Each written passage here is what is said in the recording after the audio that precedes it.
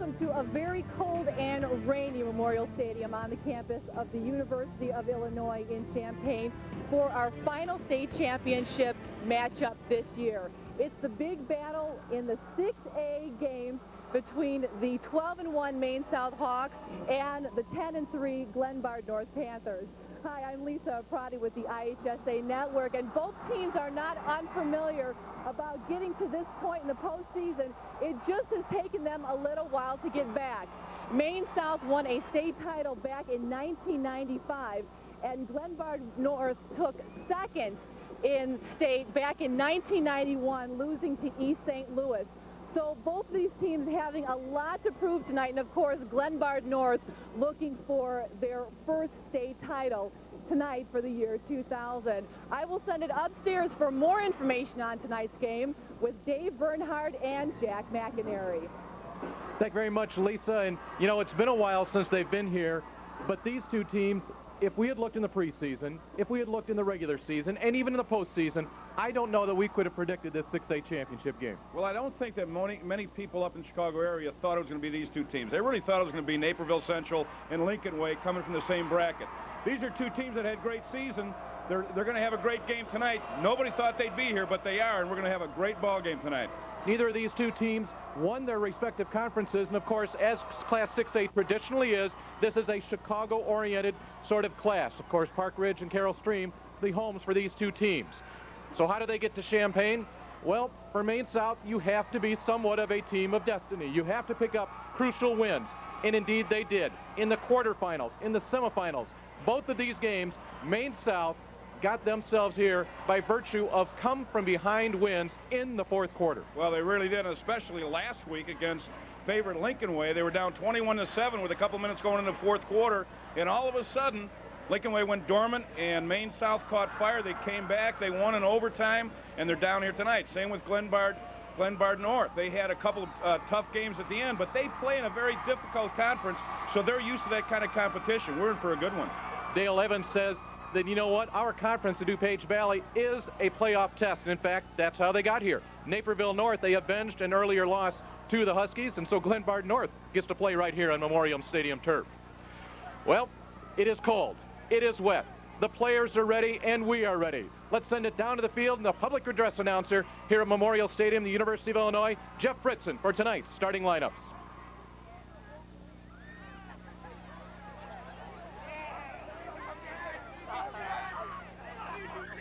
Ladies and gentlemen, here are the starting lineups for tonight's Class 6A state championship. First from Glenbard North, head coach Dale Evans. The starting defense for the Panthers, number 56 and end, Chris Abbey. Tackle number 76, Brian Kerrigan. At tackle number 67, Tom Sanashi. At end number 70, Dave Campione. At linebacker, number 55, Will Austin. At linebacker number 33, Steve Spinoski. At linebacker number 59, Craig Wojciechowicz. At linebacker number 54, Lenny Radke. At cornerback number 26, Mike Mitchell. At cornerback number 47, Andy Tarman. And a safety, number 81, Joel Pelland. And now the lineup for Maine South, beginning with head coach Phil Hopkins. On offense for the Hawks, at end, number 80, Tony Trainer. At tackle, number 50, Joe Madden. At guard, number 66, Pat Stritzel. At center, number 63, Rafal Kopazinski. At guard, number 77, Jim Majira. At tackle, number 79, Jeremy Arbonat.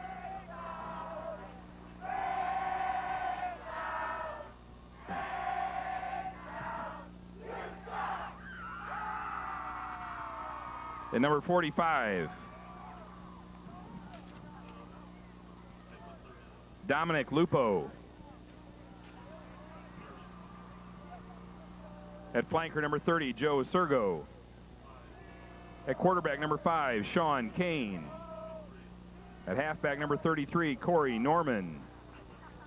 And at fullback, number 41, Kevin Sherlock.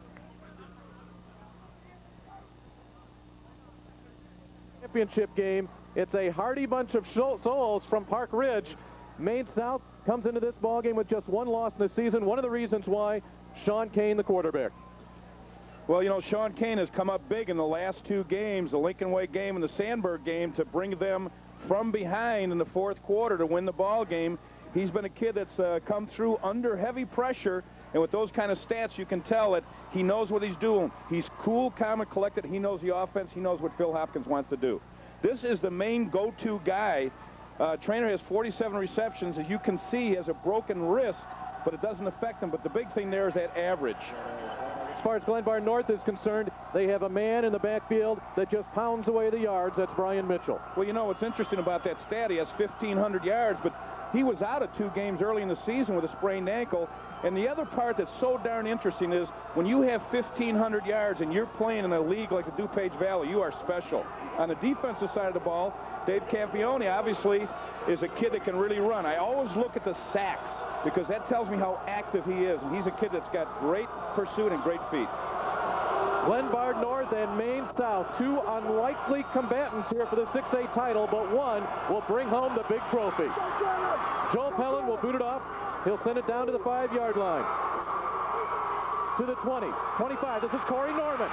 Norman with room to the 40 and the 45. Maine South will have great field position following that 40-yard kickoff return. This is the offensive unit they'll send on the field. This is a big offensive line with Jeremy Arbuthnot and Mike Zandy. Jim McGarrett is an all-stater at left guard, but these guys are quick. In the backfield, we talked about Sean King, Corey Norman, Joe Sergo, along with Kevin Sherlock, multi-dimensional players. And great field position to start the opening drive from the 46. Double slot formation, spreading out Glenbard North right off the bat. Sean Kane threw the ball over 30 times to win over Lincoln Way, and he puts it up, play number 1. A gain of 6 yards. Joe Sergo with the catch, the defensive unit. Defensive lineman Chris Abbey, Dave Campione on the outside, solid. Tam Sanashi and Brian Kerrigan the inside as well. Speed for Glenbard North in the defensive side of the ball. Their linebackers outstanding. Well, you know, I think they set the tempo right off the bat to show Glenbard North that they're not going to be afraid to throw the ball tonight, and that will loosen them up. Gain of 7 on the very first play. They go on the ground. To the 40. And a first down at the 34-yard line on the carry. Kevin Sherlock.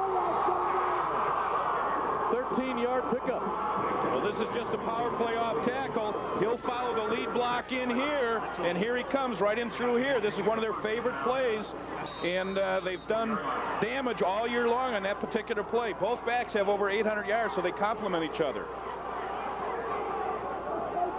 34-yard line, a first down. Sherlock and Norman in the backfield behind Kane. On the ground, Sherlock has a big hole up the middle. Kevin Sherlock to the 15. Can he stay in his feet? Out of bounds at the 2.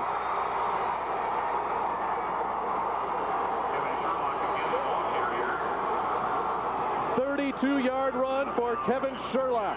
It's first and goal. Well, again, this is just kind of a little delay right in here, and he cuts back in through here, gets great downfield blocking by his wideouts, makes a good move here, keeps his feet, and stumbles down to about the 3-yard line. This is a great drive early for Maine South, setting the tempo. This drive was keyed by the 40-yard kickoff return. And now yet a different offensive look. To the deep back. Fighting, not going to get there.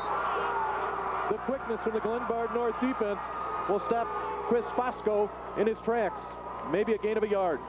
This is just a power I formation. It's just an off-tackle play with 2 lead backs right in here, and they're coming in here, and here comes the tailback. And it's a power play in here, and a great job by Glenbard North coming up with their pursuit, gang tackling. They make the stop on the 1-yard line. Second and goal from there. Watch the defensive line submarine underneath the offensive line here. Kane, the attempt to sneak. We wait. I don't think he got it. He is short. A key to this is the defensive line getting under the pads of the offensive line so they can't be moved out. They get in a 4-point stance and they just bury their helmets at the feet of the offensive line and create a pile so there can't be any movement. And as we come up, you'll watch how the defensive line gets down and they get underneath the offensive people. Watch that front right in through here, how low they get underneath the pads. Now officials' whistles will stop the play. Thrown by the back judge and also the side judge. I think there was movement by the right tackle, possibly, of Maine South. Dead ball foul, false start, offense, 5-yard penalty. And that could very well change the play third call. Rather than coming from the half-yard line, we're now nudged outside the 5. Officials for the IHSA playoffs selected throughout the playoffs based on their performance. Here's tonight's crew in the 6A championship game. Congratulations to these gentlemen. We'll be working this ball game for you. Had a chance to work a few games with these gentlemen, coached against them, and they did their games. They did a great job all year long. They're deserving of this game tonight. Now some whiteouts in the ball game. The handoff, no go. Kevin Sherlock with the carry. But number 33, Steve Spanowski, was there, and it is 4th down. Field goal attempt here. Great penetration by the linebackers in here. We're trying to get up inside, up in here, but you can see the penetration right across the defensive line. What they're doing is they're taking away the offensive line to allow those linebackers to come up and make the play. Great job by Glenbard's defense. David Olson on to attempt the field goal attempt. It would be a 22-yarder.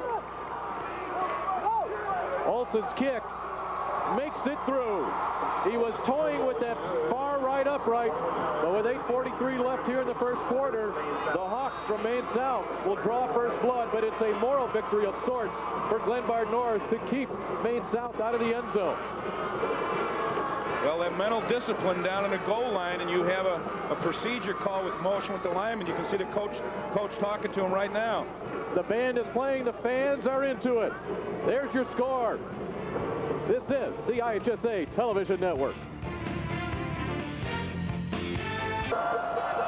With just over 3 minutes played in the 6A championship game, kicker David Olson has already tied a 6A record with his field goal. 1 field goal, that's the record here in 6A championship play, and he has the ball teed up at the 40. He'll be going deep. He'll be looking at Eric Markovic and the dangerous Brian Mitchell.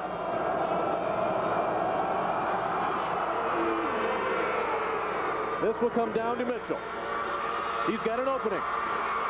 Head down, takes him to the 32-yard line. That will bring on the Glenbard North offensive unit. And again, quickness is the key, especially from the guards. Zach Massell and Tom Olson make this quick offense goal. Raphael Sampson, a 290-pounder, a 3-year starter for the Panthers. In the backfield, we talked about Brian Mitchell. Dom Dema, the quarterback, having an outstanding postseason. Markovic can catch the ball. Andy Brogan, an excellent blocker at fullback. And it is Brogan and Mitchell in the backfield. Mitchell carry number 1, that's what you would figure, and stop number 1 by the Maine South defense. And it is a quick defensive unit. That's the key to the Hawks on both sides of the ball. Pat Stritzel, his motor never stops at the right tackle position. Blake Fiorito, Ken Tripto, man the inside in this 5-2 defense. Linebacking crew, Jeff Kemple and Chris Ratajczyk. Secondary, hard hitters, Galula, Ori, Scatino, and Derrick. No gain in the first play from scrimmage for the Panthers. This one's knocked down at the line. And again, the play of Maine South, the quickness, but that time Ryan Muehlfelder gets a hand on the ball. That's a great reaction, and you teach that in drills during the week for your defensive linemen, that when they see the quarterback take their hand off the ball, to get your hands up to give him a different throwing lane, and that was an excellent job there. You can tell that these kids are very well coached by Coach Sherry, the defense coordinator. The defense coordinator on Glenbard North, but South has got a great front up here. 3rd down and long, and we have flags down. Kind of a rocky beginning here for the Panthers from Glenbard North. Dead ball foul, false start, offense, 5-yard penalty. Repeat, 3rd down. Oftentimes that they might be going to an audible when they see a different front by Maine South, and they're ready for one particular count, and the count changes when you go to an audible, and he probably wasn't prepared for that. Jake Allen will split to the top of your screen. Markovic to the right. Now the right side is flooded. Dema. It will be 4th down. Pat Stritzel applying the pressure for the Hawks from Maine South. I tell you, there was great coverage deep. There was absolutely nobody open at all. So he just threw that ball away. There was just excellent coverage by the secondary for Maine South. Joel Pellin back to punt. Joel Pellin at punt formation. Joe Sergo back near the 40-yard line. He wants a fair catch. And he drops it. It will be an adventure. The rain here tonight appears if it's somewhat dissipated, but yet it is cold, it is wet on that field. All right, we have Maine South, we have Glenbard North in this game. Jack, the keys. Well, Maine South in the last 2 ball games has had to throw the ball to win. Now obviously they're up against a tough team, and will it come down to the fact that they can throw the ball against Glenbard North? On the other side of it for Maine South, their secondary play, which they just showed us in that last series, they did a great job. For Glenbard North, can they spring Mitchell, their 1,500-yard rusher, and can Maine South get to the quarterback, that pass rush? Those will be the keys. One man in the backfield, Kane to throw. He has a man open. Catch is made. Tony Winnick. He has the first down inside the 40. Will Austin will make the tackle, prevents the touchdown, but not after a 29-yard pickup. We're going to see a good route here. He's just coming right up in the seam here. Now watch the protection. He drops back, and as we talked about as far as the keys, he's wide open right in the seams. He's over the top of the linebackers, and he's underneath that deep safety. So he threw it right in the hole where it should be thrown, and obviously he must have read our keys because he was able to come through at a big play there. On the ground. Nice job that time. Being cut down by Will Austin was Kevin Sherlock. You know, back to Tony Winnick moments ago. Winnick is the backup quarterback. He was not even a receiver until the semifinal game against Lincoln Way. You take a look at Kevin Sherlock and the great year he had. Tony Winnick, all of a sudden they said, you know what, this guy's a great athlete. Let's just put him out on the end. He caught 3 passes in the semifinal game, and he catches 1 here. Well, you got to put your best athletes out in the field. Maine South here now is spreading out the secondary on Glenbard.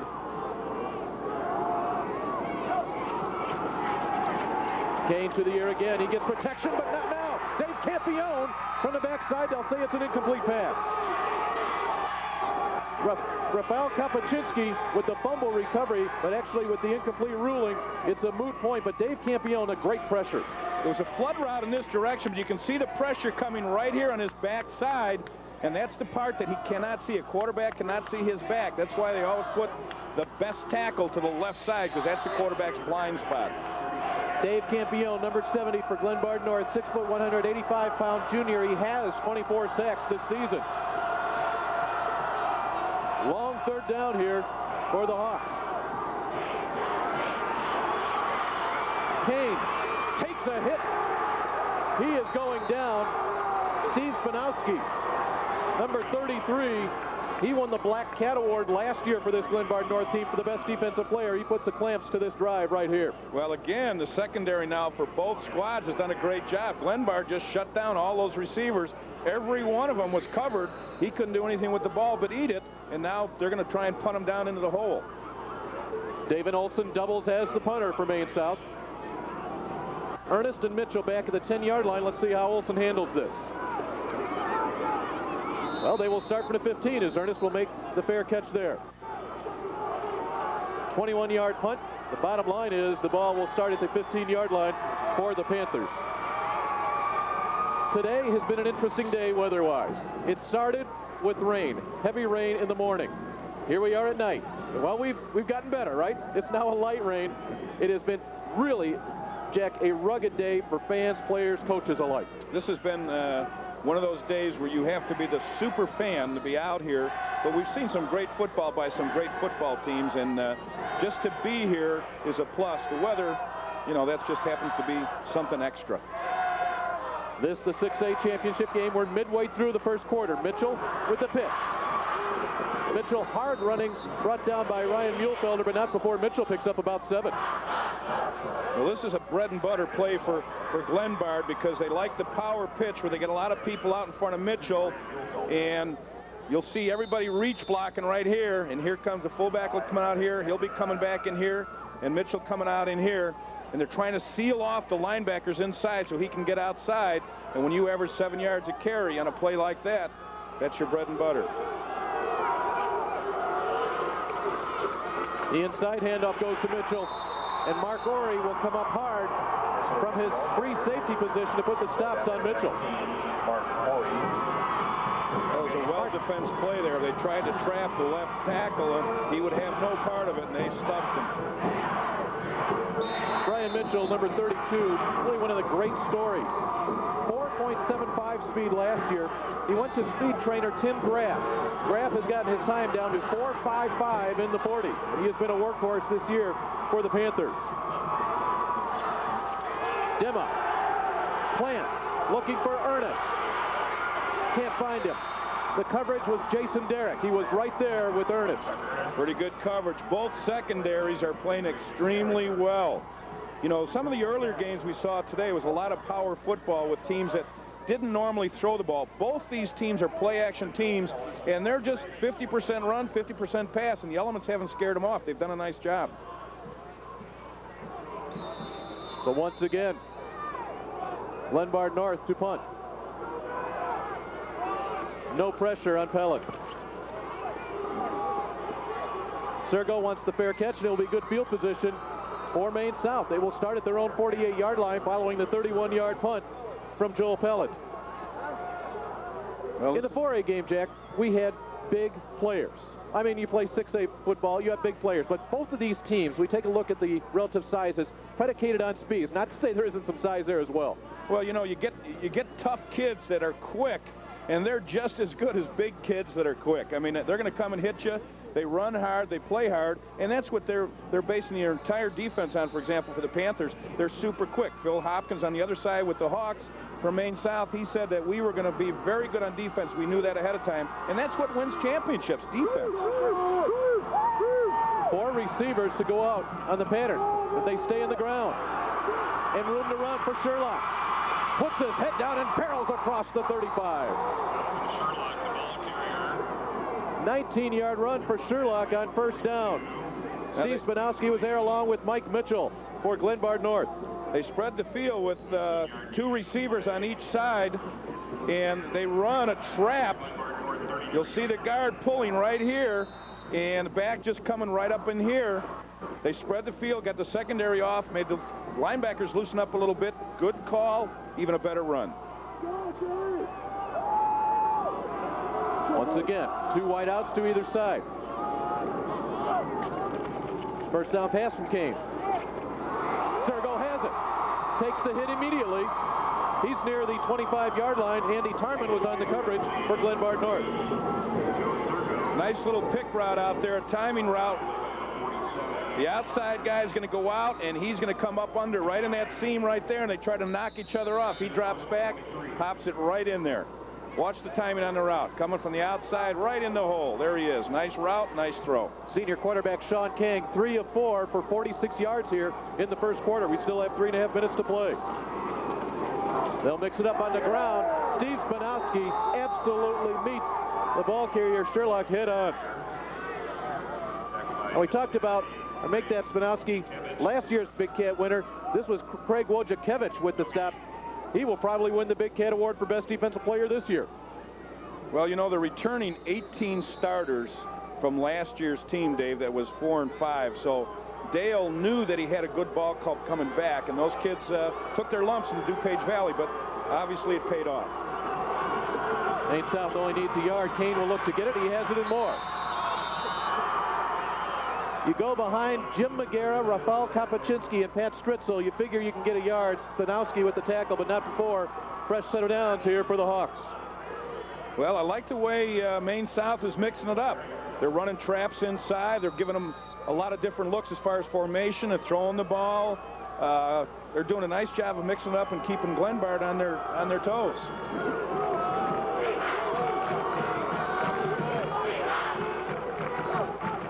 On first down, Sherlock slips through one and another and punches his way to the 10-yard line.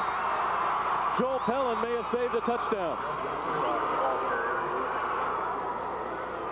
Kevin Sherlock, 5'10", 220-pounder.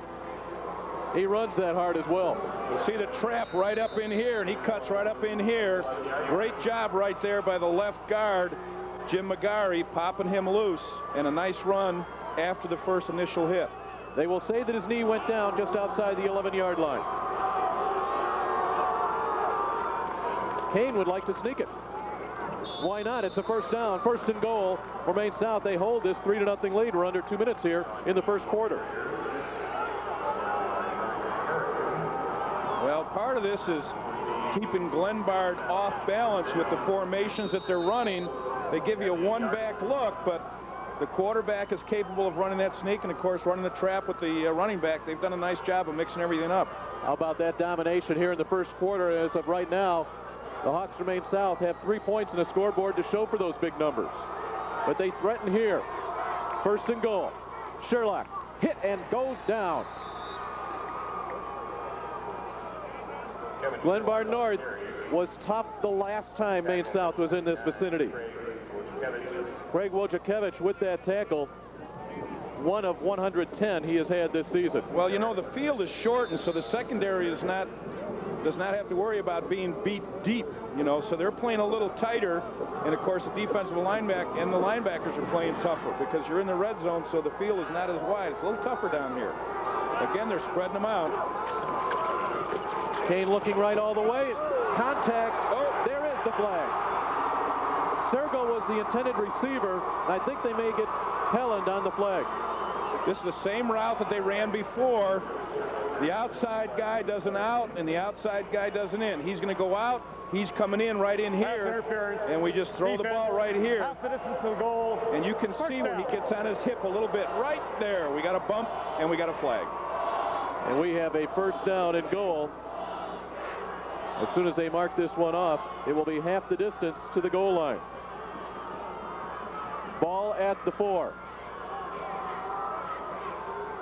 Again, spreading them out by formation. Double slot, 2 receivers on each side.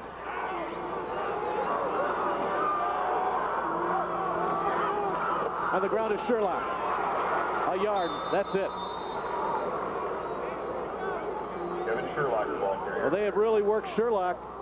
Sam Flory's in there on the staff. Sherlock on the season, 119 carries. He's actually behind Corey Norman, but Phil Hopkins must see something. He wants to feature his fullback here tonight. Well, the other thing he sees is the scale. This is a 220-pound back. So when you're down here inside the 5-yard line, I'd rather give it to a 220-pounder than Norman, who's 170 pounds. It's like giving a lineman the ball. So short yardage, give it to your big man. Norman and Sherlock are both into the game. Sherlock, the fullback, is in front of Norman. Mark Gorey is the only wideout. Corey Norman, short side of the field, he won't get there. Steve Spanowski again. And how tough the Panthers have been in this territory as we wind down the first quarter. Well, if you talk about yardage, Maine South has it all over Glenbard North, but the big scoreboard shows just 3 points for Maine South. Second quarter coming up. We'll be back after this local break.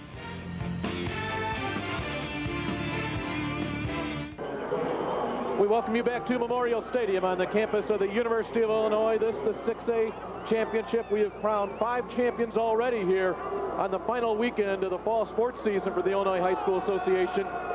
Now Maine South and Glenbard North battle it out here for the big trophy in 6A. It's third down and goal from the 5. Sean Kane is the quarterback.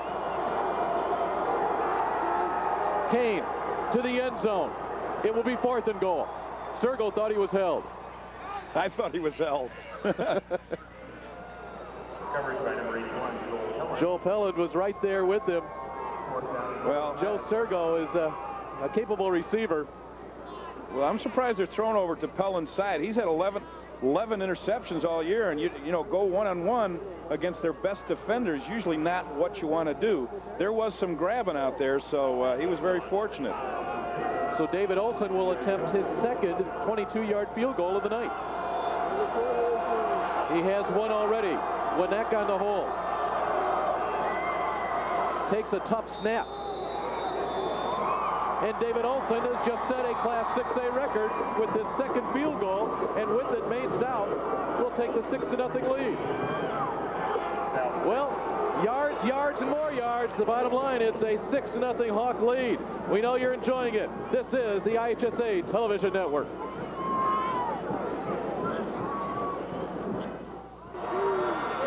Glenbard North has run just 6 offensive plays from scrimmage, but they will get their hands on the ball here following the kickoff from David Olson. Markovic and Mitchell back deep for the Panthers. Olson hits this one well. Drives Markovic inside the 5. And here's the wedge. Markovic can get to the outside. He's got room at the 30. David Olson, the safety, the only man that can bring him down, does. 44-yard kickoff return for Eric Markovic. And the Panthers are in business. There is your Maine South scoring drive. Olson's second field goal took 4 minutes and 37 seconds off the clock. Well, they mixed it up. Phil Hopkins is the offense coordinator, and they mixed it up by formation, throwing the ball, running some inside traps, running outside, throwing the ball, running a couple sneaks. Did a great job on that series. Good field position here for the Panthers. Mike Giampa will come in motion. Mitchell with the quick hitter, only gets a couple. Lisa Prati down in the cold on the sidelines. Let's send it to her right now. Lisa?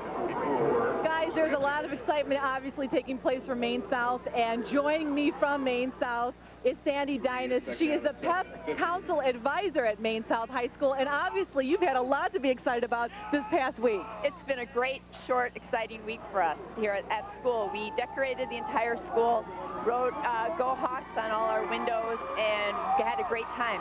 We did not have a PEP assembly, though. Our coach, Phil Hopkins, is very much a workman-style kind of coach, so they stuck to business. We'll have a big rally when we get home tonight, and one on Monday, and a parade on Sunday. That's fantastic. You had to be really excited when what took place last week with the double overtime in Lincoln Way. Unbelievable. We've been watching it on television over and over and over again because it just was so exciting. We're so proud of our Hawks. That's great, Sandy. Thank you very much. You guys did a wonderful job. It's great to see how many fans here are from Maine South as well as Glenbard North. I'll send it back out to the guys. So very true, Lisa. This is by far the biggest crowd that we have seen here, the Maine South contingent. Well, Brian Mitchell has carried the ball a couple of times. He has it again. He has the first down to the 40-yard line of Maine South. Rafał Kapuscinski puts the clamps on him there, but the officials say move the chains. Well, another inside trap. It's they're finding it kind of easy to be trapping the Maine South defense at this point. That's the first down picked up by Glenbard North. They run behind their offensive line. Interesting matchup right there, and I kind of like this one. That's quite a combination right there.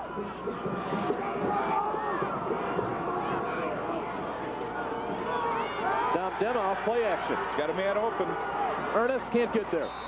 Jason Derrick had the coverage. Chuck Ernest really did not have a chance. Well, he had another receiver open on a post route, but he had a little pressure. He wasn't able to see him, and he was rolling out in that direction, so it was kind of a timing route to throw the out route, and incomplete. Dom Demma, the quarterback for Glenbard North, his coach Dale Evans says that he may have outplayed any quarterback in the state playoffs. The last 5 games, which includes the last regular season game, has seen Demma complete 57 of 96 passes for 817 yards, but most impressively, 9 touchdowns against just 2 interceptions. He'll throw again. It's open. Markovic with a one-handed grab. What a grab by Eric Markovic. Mark Ori with the tackle. And Markovic, who had the 44-yard kickoff return, puts his team about 3 yards closer to a first down. Who says it's bad weather here? How do you make a one-handed catch? Watch this. He clears. He goes right out here into the flat and makes a great one-handed catch. Just a straight drop back, 3-step drop, one-handed catch right there. Great athleticism. Markovic does a lot of things for this team. They need 3 yards here for a first down.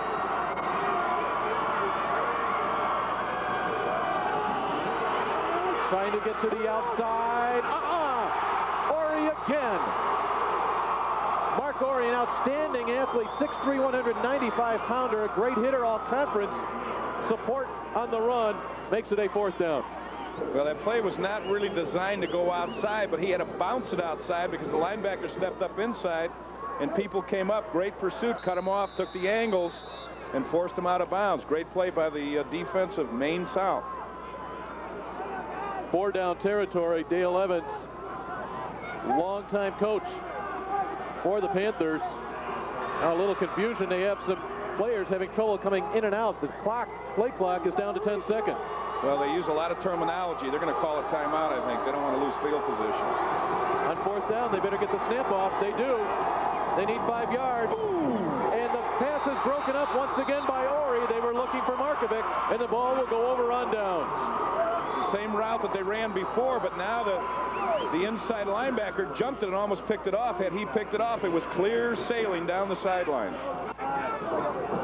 Now, one of the reasons for the problem that they have with Glenbard uses a lot of terminology in their offensive schemes, and oftentimes there's a dilemma getting the proper personnel in for the game, but Dale Evans feels very confident that that Dema knows the offense well enough to get the people in.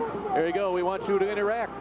Answer this question. Which 2 conferences have won the most 6A titles? TV@IHSA.org. Type it in. First person in. An IHSA cap goes your way. First down, Maine South. Sherlock wrapped up. Dave Campione will put the final clamps on Kevin Sherlock. Yardage totals, 128 yards total offense for Maine South, 24 for Glenbard North. And of that 128 yards total for Maine South, Kevin Sherlock, 75 of them. They will lose a yard on that play. Glenbard has stepped up their defense. They're doing a good job with the defensive line and the linebackers. 5.8 yards per play for the Maine South Hawks. They'll need a couple of those right here on 2nd and 11. Kane has his man. First down near midfield. Tony Traynor. Traynor, the leading receiver on this team with 47 catches, grabs that one for 14. He made big catches, huge catches in the quarters and semis. Nice route here. He's going to clear out. He's going to come right up in here and settle down in here, and this is where we're going to put the ball right in the hole, over the top of him, and underneath the secondary. Good route, right in there. Settles right in the hole. Nice completion. Touchdown passes to tie games in the 4th quarter, capping big comebacks in the quarterfinals and semifinals by Tony Traynor. Fresh set of downs for the Hawks. Kane floats it. Ori with the catch at the 33-yard line. Mark Ori, 15 yards, so they go 14 yards, 15 yards, and they're exploiting the talents of their wide receivers. This is just an out and up route. One out, wide receiver clears out, and then he comes down on an out route and then up. And actually, he was not the guy that was open. The guy that ran the clearing route was wide open on the post. They might have had 6, and he looked up top. One thing about Maine South, they've got good size in their receivers. Traynor goes 6 feet 1 inches tall. Ori is a 6 foot 3 inch wide receiver, and there's 4 of them on the pattern again. Get a good look at the senior quarterback, Sean King. He really has a mastery of this offense. And he has it. Kane to the outside. A first down. A little option look. We're seeing a little bit of everything here from Maine South. Well, we really are. That was a play that they had not used earlier, but it was obviously a planned play because you can watch the wide receivers downfield. Watch the wide receivers coming in down here. They're all blocking up the field after the fake, and that's how you can tell that it's a planned run play because they're all blocking, and you look down the field, and all these receivers that come in your picture are blocking somebody. Still down the field. Great call by Phil. Good shot of Phil Hopkins right there. Obviously, he's very into the game, as they say. So is the man carrying the ball right here. Kevin Sherlock carries again. They are featuring their fullback tonight, using the offensive line. They went behind All-Stater Jim McGarrah, the left guard, and it's 2nd and short. Well, you know, we had an interesting shot there of Phil Hopkins. He's been the head coach for 19 years. He's coached at Maine South for 32 years. And this is his last football game, so I guess he's letting it all hang out tonight. And Phil's a great guy and a super coach. 6 2-0 lead for Maine South. They've been held to a couple of field goals. They've been in this vicinity before. Kane once again tries to sneak it for the first down. He's done it on a couple of occasions. He'll be very close. Two teams that you did not expect to see playing in this 6A championship. Maine South, one loss in the season. They came in the last regular season game to New Trier. That actually cost them the Central Suburban South Championship. We'll have a measurement. Glenbard North, on the other hand, 3 losses on the year. They are only the second team in Class 6A to reach the championship game with 3 losses. Thornton was the other team, but how about those 3 losses by a total of 4 points? Well, also what you got to look at is if you know football, you know the DuPage Valley has produced abundant state champions with Wheaton South, Naperville North, Naperville Central. They're in probably one of the toughest conferences in the state, and all of those losses they had to those 3 teams were by a total of 4 points. So that prepared them for the playoffs because they were actually playing playoff teams throughout the entire conference. On the other hand, Maine South might have been prepared by that last season loss to New Trier. Maybe brought them down to earth a little bit because they certainly stepped up the pace in some of their comeback wins against Sandburg and last week against Lincoln Way. So maybe it brought them down to earth a little bit. Those games were decided late, and it actually, Glenbard North finished 3rd in that DuPage Valley Conference. It's hard to believe. You saw how short the Hawks are to a first down. All they have to do is get it across the chalk. It looks so easy from up here, doesn't it? Again, the submarine in Glenbard. Nope. They're going to move it back again. Now remember, in the opening drive of this game, that cost Maine South a potential touchdown. Red bull foul, false start, offense, 5-yard penalty. Exactly Repeat, right. 3rd down. So now, get a little jumpy on those short yardages. The linemen want to come off the ball, and they get a little jumpy trying to anticipate the count, and comes back to haunt you. penalties all even up here. About the midway point of quarter number 2. Now they need 5 yards. Kane looks to his bench. Play clock, plenty of time on it. He has plenty of time. I think Hopkins was changing the play for him at the last minute there. Oh, changing to a pass. And penalty flags down. Now, are we going to get an interference call here? Well, it was a safety blitz. Safety blitz, and it was well timed because he comes right up the middle.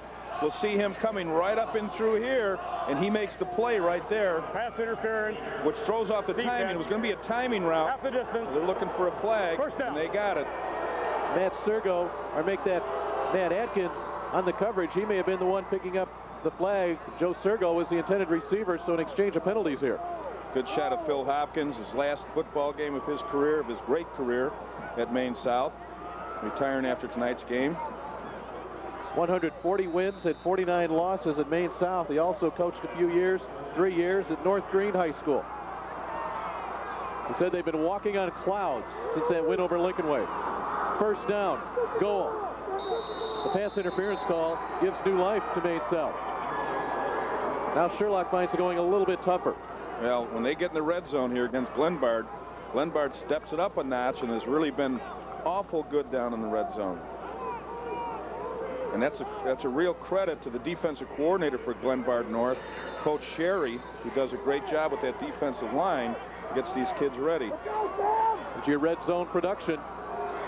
Well, you got to come out of it with some points, which is what Maine South is doing, but Glenbard is still stuffing them, not giving them that. It could be 12 points instead of 6. Touchdown, Maine South. Chris Bosco out of the T formation. And finally, the Hawks have penetrated the defense for 6. They lead it 12-0. This is one of the oldest T formation plays in the book. He's going to fake initially right up in here to the fullback and then give it to the second man through who walls down. And they close on the first man through and they give it to the second man, and there's 6 points. The 9th touchdown of the year for Chris Bosco. Now David Olson will look to put his 7th point of the game on the board. The extra point attempt is good, and Maine South has taken the 13-0 lead. The pass interference call crucial to the score here for the Hawks. Glenbard North now has some work to do on the offensive side of the ball. But Glenbard North has been capable all year of scoring a lot of points and coming back because they do have a versatile offense. They can throw the ball. They have good receivers. So they're certainly by no means out of this ball game. The Maine South fans came in a huge contingent. Back in 1995, when they won the state championship, they brought one fan bus. Well, I'm telling you, folks, one fan bus is not going to hold that mob right there. Now, these bleachers here, the stands at Memorial Stadium can take it. The Maine South home stands, the fans would rock and hop like that for the entire game. They take a beating. Glenbard North, here's your story. 98, 99, 2000, that's what seniors will do. They suffered through the tough times. They reap the benefits of that. They're playing in a 6A championship. Well, that 99 stat with 18 returning starters off that team is a big help also, especially coming out of that league. Olson with good depth on his kickoff. Mitchell look for any sort of a hole, and he gets it to the 23. Jason Derrick there with the step. Chris Ratajczak as well. Well, now it's time for Glenbard North offense. They've only averaged 1.8 yards per play tonight. Only 24 yards in total offense, down by 13. They only have about 5.5 minutes left here in the first half. It's been a very rapidly played first half as far as they are concerned. They've only had the ball for 5 minutes compared to 13 minutes for the Hawks from Maine South. Dema quickly. Chuck Ernest has the catch. Derrick will bring him down, but not before Ernest will get himself the first down. Nice route, three-step drop, just a quick slant by the wide out, coming up underneath that defensive back, a timing route, put the ball right on the money, picks up the first down. That's how they need to move the ball. They can't stay with Mitchell all night long. They've got to move the ball around. They got to spread it out, and they've got to spread out their formations to loosen up Maine South.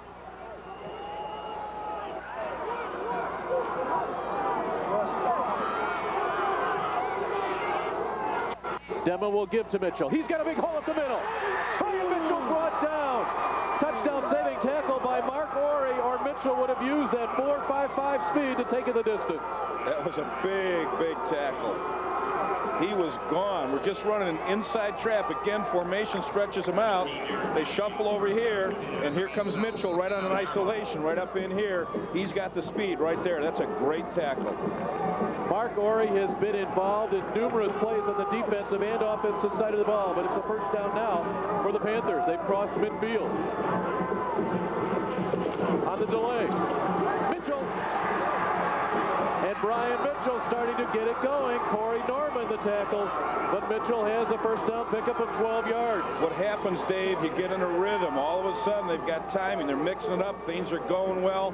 That was a counter tray. The guard and tackle pull. They trap. Mitchell went up inside. They're getting into a rhythm. And they're throwing the ball and they're running the ball. And they're gaining some confidence here. All of a sudden, Mitchell with 9 carries and 46 yards.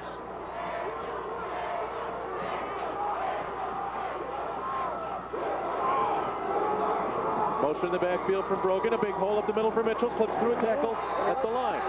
Ryan Mitchell right there at his per carry average of about 5.9 yards. He's a workhorse. Last play was a counter trap. This one is just a shuffle over here, and they just run him right up inside.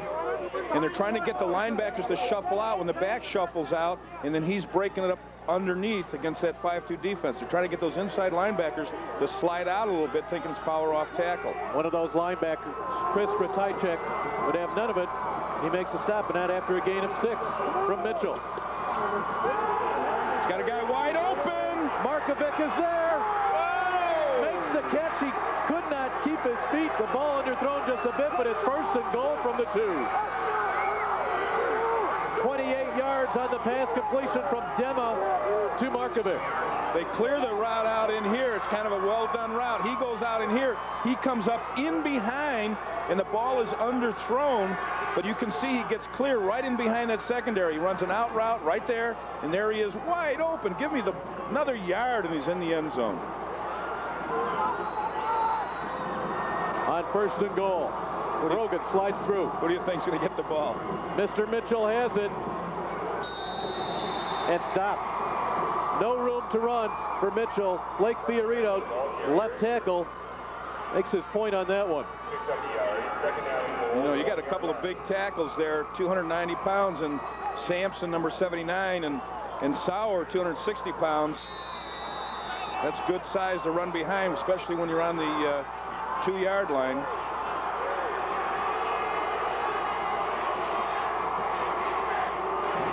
Panthers on 2nd and goal.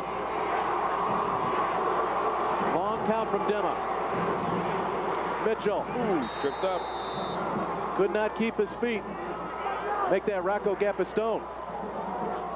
Gapistone with the carry, giving Mitchell a temporary breather. Well, they thought they could pop it in there because everybody, all the linebackers are keen on Brian Mitchell, so they kind of had a little crossbuck action in there, and Gapistone just got tripped up. 3rd down and goal from the 1.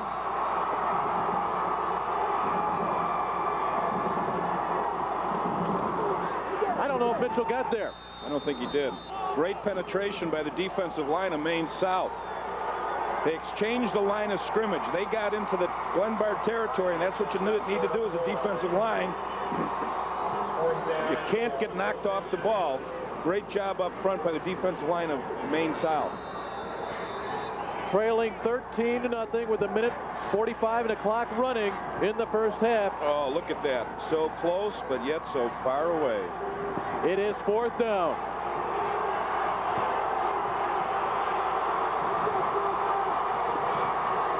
Dema barks it out. Mitchell the carry. Oh, they're not. Yep, yes, they get it is. Touchdown. Boy, that was close. It took a while, but Brian Mitchell will get credit for his 27th touchdown of the year, and how huge is that for Glenbard North? Well, he had the presence of mind to extend his arms and get the ball to break the plane, because initially he was not in, but the extension, you'll watch him coming right up in here, and watch his hands with the ball, how he extends it right here. Watch the extension. He stopped right there.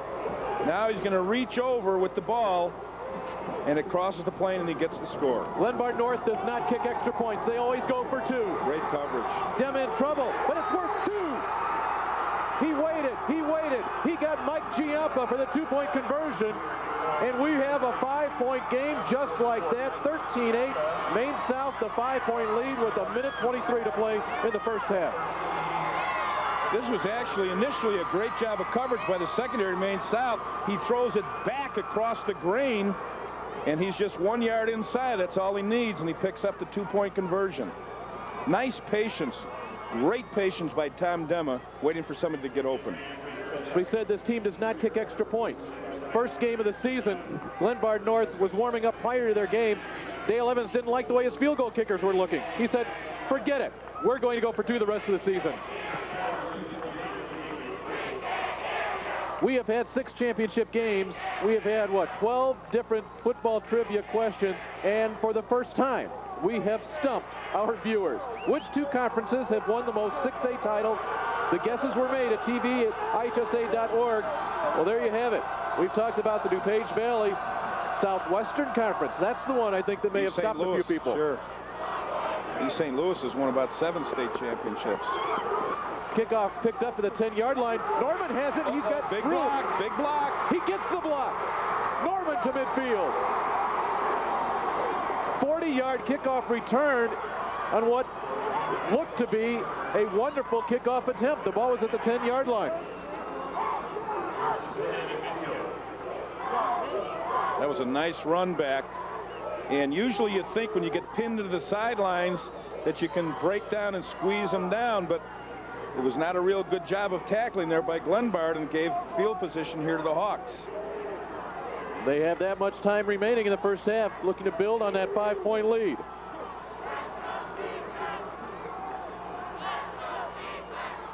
Kane to throw. He wants it right now. Knocked away. Nice job defensively by Matt Atkins. Well, this is kind of Phil Hopkins' philosophy. He'll throw the ball. They just ran all go routes and stretch routes, lay it up in the air and let something happen. They got man coverage, and he's just saying, my athletes are better than yours. He was looking for Tony Traynor. Atkins, 5'9" junior, stepped in front of it nicely. Right now they're playing a zone. They're playing too deep and a man under.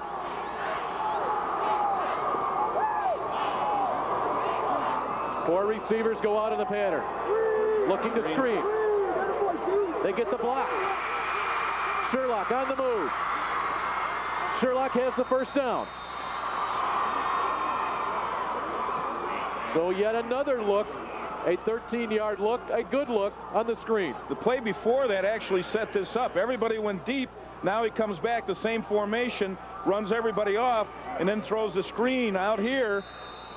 And great job by the linebackers for Glenbard coming up, because the secondary was taken all deep into the end zone. Give credit to big number 77, Jim McGarrett, with the block to spring Sherlock.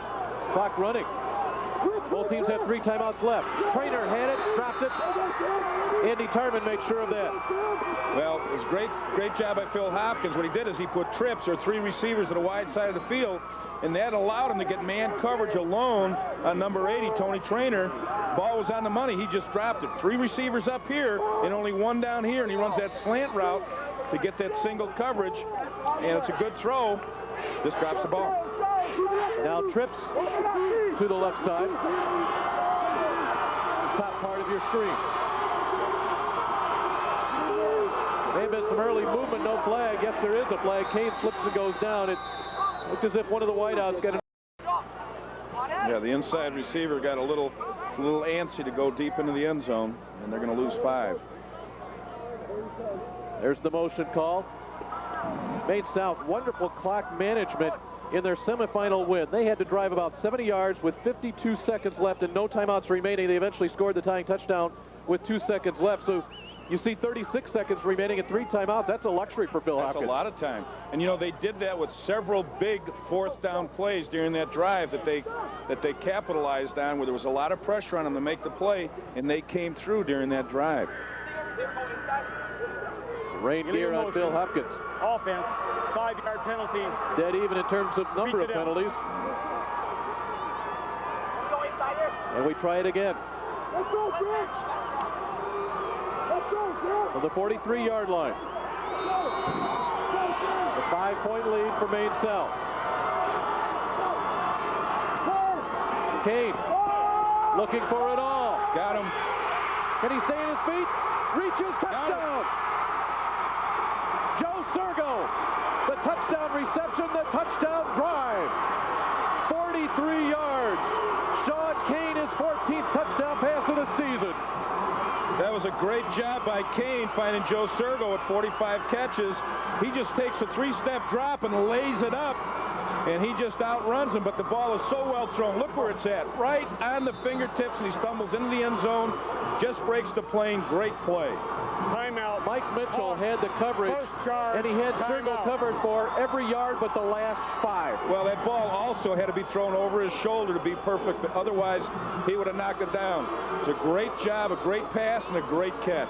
We have a timeout on the field. Maine South took it. Let's take a look back. Right here, they're just stretching the field with all these people, but they're throwing it over that shoulder right there. Just a 3-step drop.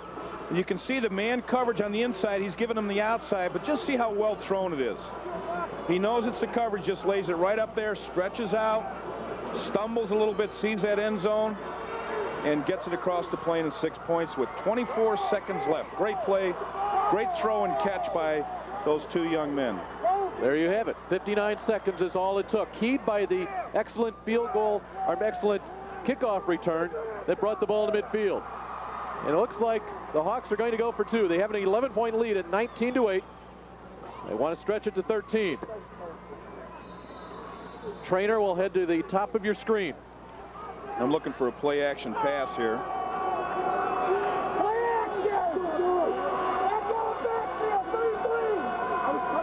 No play action, but Kane looks. Wide open. That was easy. That was easy. Tony Trainer with a 2-point conversion catch from Kane, and it's a 21-8 lead. That's just great timing right there. They work on that all the time during the summer in the 7-on-7 tournaments, and they spend an awful lot of time throwing the ball in practice. He just runs an in and out route, and he is wide open right there. He ran in, and then he broke back out. The ball is well thrown right on the money. Maine South with 21 points on the board. They've had 5 possessions here in the first half, scoring on 4 of them, 2 touchdowns, 2 field goals. Phil Hopkins, the head coach for Maine South, says, you know, early in the year, we throw a lot of stuff at our quarterback. We just give him as much as he can handle and then more and see what sticks. Well, it's sticking for Sean Kane. Well, he has an awful lot of confidence in him because he'll oftentimes let Sean Kane make the call, or he'll give the formation and let Sean make the call. Phil has an awful lot of confidence in him. And there's a good shot of Phil winding down. Just a little shrug of the shoulder. Phil, I don't know about that hat, Phil, but it keeps you dry. 24 seconds left to play here in the half. Just a live ball. Mitchell will wait for that wedge. Well, Dale's just going to run the clock out here so they can get out and regroup. He's not going to take any chances on any fancy stuff down here. Be different stories in the middle field, but being down here field position, you don't want to give them another shot at it and have something happen. They'll go in at halftime and regroup and put a few things together. What a great drive by Maine South. They did not use a timeout on that drive. 4 plays, 50 yards. Kane, Trainer, Sergo. Safe play in the ground. Why not? You give it to your man that runs for over 1,600 yards. And that will end our first half. Well, we thought we'd have a good one here in Class 6A, and indeed we do. Maine South has just picked up the momentum they had in their semifinal win over Lincoln Way a week ago. Glenbard North got a key touchdown to keep themselves in the game, but it's a 13-point difference as the coaches will head off the field to a little bit drier quarters. Folks, 13 points is absolutely nothing for either one of these two teams the way their season has gone. Both of these teams capable of playing from behind or playing from ahead, in this case, Maine South. Actually, both of these teams are almost at a comfort zone with this kind of a score, who's ever down. Obviously, last week against Lincoln Way, Maine South came back from a 21-7 score with 4 minutes left in the fourth quarter and came back to win in double overtime. So both these teams are used to this kind of thing. Brian Mitchell, the lone scorer for Glenbard North. Chris Fosco, Joe Sergo with touchdowns for Maine South. Let's go down to Lisa Aprati. Lisa? I'm here with Coach Phil Hopkins. And Coach, strong defense in the first half, great execution by your offense. What are you going to focus on in the second half? Well, what we know certainly is that least important statistic I'm trying to quote now, I read this on a board somewhere, is the score at halftime.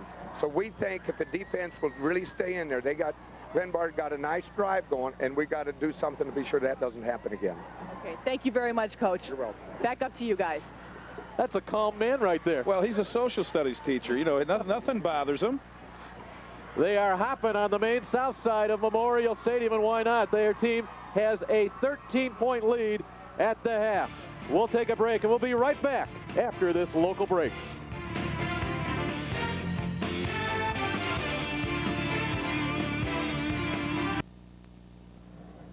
I'm here with Maine South's principal, Dr. Tom Kasher, and Tom has been the principal at Maine South now for 15 years. This has to be really exciting for you to make it all the way downstate. It sure is. It's just wonderful. This pulls the school together. Of course, we were down here, actually in Bloomington, for the 5A championship in 1995 when we won it, but of course we want to win this one tonight too. Oh, absolutely. Tell me a little bit about some of the things that the school has done to get the team as well as the students ready for tonight's game. Well, of course, the coaches have been practicing and getting ready for this game all week long. Actually played under the lights, practiced under the lights a couple of days at Maine West. Went over to Northwestern on Friday to practice on turf. The school, we've had school color days on Tuesday and Wednesday. We wanted to have an assembly, but our head coach said no, he'd rather not have that. He wants the kids to focus on the game, and so we didn't do that. But we've got a great crowd here tonight, and of course we've got some festivities planned for tomorrow, a parade that starts at 2 o'clock from school, goes down Belle Plaine, down to Prospect, and into downtown Park Ridge, where we'll end up at the City Hall. Okay. And on Monday, we have a pep assembly as well. And so I know the whole school will be there cheering on whether we win, which I think we're going to do in this game. We better, or lose the game, because we're just proud of these kids and the coaching staff for being down here in this game. Well, obviously, this is such an exciting time for Maine South, but really, it's also going to be a sad time also because of Phil Hopkins retiring after tonight's game. Right, but what a way to go out. Absolutely. I mean, to play your last year, you're retiring after a distinguished career. He's been head coach for 17 years, won over 80% of his games. I've been here for 15 years, 14 years out of 15, we've made the playoffs, won a state championship, and now playing for the state championship, the 6A. What a way to go out on a career, and well worth it. And Phil will be the first guy to tell you that he did not do this by himself. Sure. He's got a coaching staff that's been with him for a long time, got a lot of help, and just a great bunch of guys. But we're really happy for him. Obviously, we're sorry to see him retire, both as a coach and as an English teacher as well. He's done a great job for us. So are there any plans in replacing his position right now, or is that something that you're going to have to wait a little while to figure out? Well, we're going to wait a little while. We'll probably open up the job in late December or early January after he turns in his letter, actually, which he has already done. But we want the season to be over, let him savor it, and we'll go from there. And hopefully we'll find a suitable replacement. Do you see, is there a big difference between the 1995 team compared to this team this year? Well, and not really. We got a great quarterback this year. We had a great quarterback last year, 1995. The kids in 95 didn't quit. These kids don't quit either. Phil Hopkins had a saying, believers are achievers. And, of course, we've won the last 2 ball games in the last few seconds, the semifinal and double overtime. So these kids are not quitters, and I guess that's a similarity. And neither was the team in 1995. They just seemed to this. When it got tougher, they got better, and so we hope the same way goes here. Of course, we'd like to see a couple more touchdowns there than those field goals, but I'd rather be up 21-8 than be losing 21-8 right now. Dr. Kaysher, thank you very much. It was a pleasure talking to you. And as Dr. Kaysher just said, Maine South is in the lead right now, 21-8. I'll send it to a local break.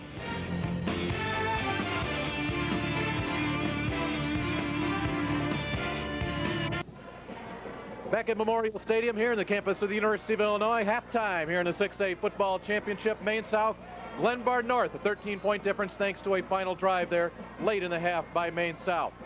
Well, this is the culmination of a great weekend here at the University of Illinois, and it's kind of ironic, Jack, because in the 1A championship game won by Carthage, the Blue Boys did not attempt to pass. We saw a 4A game. Joliet Catholic Academy wins a 4A championship, minus 6 yards passing. We thought we'd see a little bit more, and it's been an entertaining half. Well, both of these teams have a very versatile offense. They like the running game. They use the play-action pass.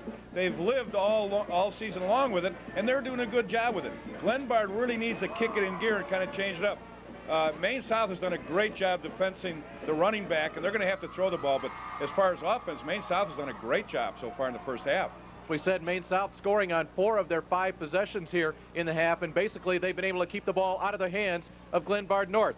One of the reasons why you've got a man in the fullback position, Kevin Sherlock, he's been a load tonight. Well, he really has, and at 220 pounds running behind that offensive line, he has done a great job. They have great balance with their running backs. Both of the running backs have had over 700 yards, and of course, when you get down in the red zone, you want to give it to the big fullback, and there they fake it to him, draw the linebackers in, and give it to the second back through. So Maine South took the early lead. They had already kicked a couple of field goals by this point. Sean Kane, the quarterback, has had a solid first half as well. And again, we will rave about this play for months. The perfect pass to Joe Sergo. Well, you know, they do that all summer. They do it all during the practices, during the week. They're just playing catch, and that's what they did. A great throw and a great catch. Talk about the defense for Maine South. Unable that time to stack up Brian Mitchell. That was on a 4th down carry, and that was you just barely saw him squeak in. Well, they've been playing really tough defense. You know, and all year long, Phil Hopkins said, we have a great defense. I didn't know how good the offense was going to gel. They really started gelling in the last 5 weeks, and they're showing it tonight by the way they're running the ball and throwing the ball. Interesting question asked by Lisa just moments ago. Comparisons between the 95 state championship team that won over Mount Carmel. Well, Phil Hopkins will tell you the number one thing that's developed is the confidence that is absolutely built in these Hawks players. Well, you know, nowadays with the weight programs they have and all the summer programs they have in the passing leagues and everything else, the kids develop a confidence in themselves, and as you progress through the season, you know, you develop this. Now, they lost the last game of the regular season, but the games that they came back, the last 2 games in the quarterfinals and the semifinals, really burst them into tremendous confidence, and that's why they're playing so well tonight. 2 good quarters of football for Maine South. Let's take a look at those first half statistics. And in this one, you take a look at total yards. 244 total yards to just 107 for Glenbard North. Now, 77 of those 107 yards came on just one drive. I look at time of possession, but I look at the balance. Look at the balance on the offensive side for Maine South on the ground and in the air. Well, you know, they've run the ball well, the play action passes. They've done just a great job with play selection, and they've really kept Glenbard off balance, and that's the whole key to it. And Glenbard needs to change that whole venue. They now have to come back in the second half and keep Maine South off balance. One player that we've not talked a lot about that we thought we would is the quarterback for Glenbard North. That's Dom Dema. He's not really had a rhythm to the offense to get going to make his game really succeed. Well, I think right now they're in there talking about that. You know, it's one thing to keep giving the ball to the running back because he has 1,500 yards, but when you're stacking that defense, you have to put pressure on that secondary, and he needs to come through in the second half if they're going to come back. And I think right now they're on the chalkboard drawing up a few plays for him. It's a 13-point difference here at the half by virtue of the 2-point conversion by Glenbard North. Something that, you know, as this half goes on or as the second half goes on, could become very key. We said that Glenbard North will not kick. They're going to go for 2 each time. You always have that pressure of that 2-point conversion. Well, you know, but also you have the confidence level. When you do it all year long, you're used to doing it. Now, they've been very successful all year long doing it. They have several different plays that they use. The kids, most fans think, oh, they're going for 2. There's a lot of tension. For them, it's just another play, and they've done a great job with it all year. Neither one of these two teams won their conference. Neither of these two teams expected to be here. But one of these two teams will walk away in 24 minutes with the state championship trophy in Class 6A. There's your halftime score, a 13-point difference. We'll take a break. Come on back. This, a local break.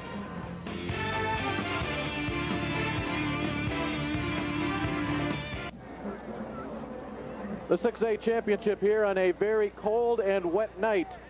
Though it is a little bit nicer than earlier in the day, the 4 and 5A champions crowned today Joliet Catholic Academy in Class 4A, Mount Carmel in 5A, so a couple more records set on those particular games because each of those teams, Joliet Catholic Academy and Mount Carmel, claimed their 9th state football championship. As far as this game is concerned, should Glenbard North come from behind, that would be their first. Maine South, back in '95, we talked about it moments ago, already has one as well. Well, the Hawks band has been performing here at halftime. They have been an enthusiastic bunch from the get-go. When they opened up the stadium doors, they huddled in the south end zone area, and they are making it happen here all over this Memorial Stadium turf. And the one thing that we have picked up, and again, we've talked to the principal, we've talked to the spirit director, we get the feeling from the fans, Maine South is enjoying the heck out of this playoff run. Well, you know, having gone to a couple of their games to scout them during the playoff run, they literally packed that place. I mean, their fans were everywhere. They were in the end zones. Their stands were packed. They have a great following, very enthusiastic, and the team has given them some very exciting games to have them come after them and watch them. They've had a very exciting season, and when you have close games like that, it draws people more to that following, and they certainly are doing that tonight. This is the penultimate weekend. Football playoffs here in the state of Illinois, and here's what happened yesterday in Class 1A. The Blue Boys from Carthage shutting out Scioto Northwestern La Harpe without throwing a pass in that game. So 14-0 winners for Carthage, their 3rd straight. Silman Valley in Class 2A made it 2 in a row, 35-14 over Tolono Unity. Then in the 3rd game yesterday, we saw an Houghton offensive attack from Harrisburg. They knocked off Oregon 41-13. That game really never in doubt. Great 4A battle earlier today. Don't let that score fool you. Joliet Catholic scoring late. In fact, it took a late turnover by Metamora for Joliet Catholic that capitalized on a touchdown. 13-point winners, JCA, with their 9th championship overall. And then earlier on, Mount Carmel. I'm here with Coach Evans, and Coach, obviously in the first half having a hard time getting by Maine South's defense. What can we expect in the second half? Well, actually, you know, we moved the ball a little bit in the first half. Mitchell was, you know, he was a shoestring tackle away from breaking a long one. You know, our passing game's got to improve a little bit. Defensively, we made some adjustments at halftime. You know, I'm just, that last score was a killer. You know, 13-8, we're back in the ball game. We're within a score, and then, you know, we let them have the long one. And, you know, that was a, you know, but we'll come back. We'll be all right second half. Thank you very much, Coach. Back to you guys. All 6 games here in Memorial Stadium brought to you live right here on the Illinois High School Television Network. We hope you've enjoyed what you've seen so far. We have a great second half coming up here in the 6A championship. This is the IHSA Television Network.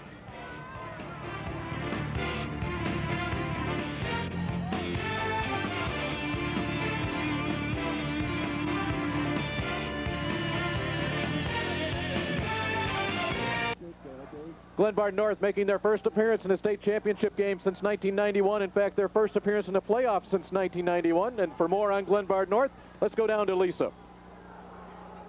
We have finally hooked up with Dr. Ronald Jarrett from Glenbard North. He is the principal there. He's been the principal there for 3 years.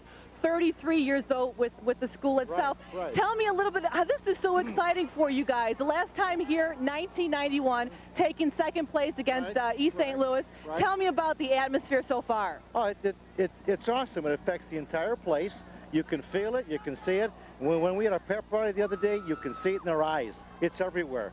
It's an intangible. It's fun, it's loud, but you can see it in their eyes. And you've obviously been in the stands since we haven't been able to find you. I'm freezing, but I was there, honestly. I look for you, I too. believe you. I believe you. Talk a little bit about the setup, the whole procedure that you've gone through to get this far when it comes to like a pep rally or anything that you've done with the school. Ever since the season ended and we got the bid, we started to hold pep rallies every week. We are getting awfully good at doing that right now. We're doing them a lot.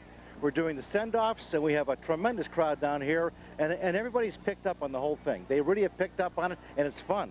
But we're getting very good at pep rallies. So the whole town of Carroll Stream right now is watching this broadcast. We had a police escort out of town today, I understand. All the rest of us were on the road, but it's great. It's great fun. That's great. It's great for school.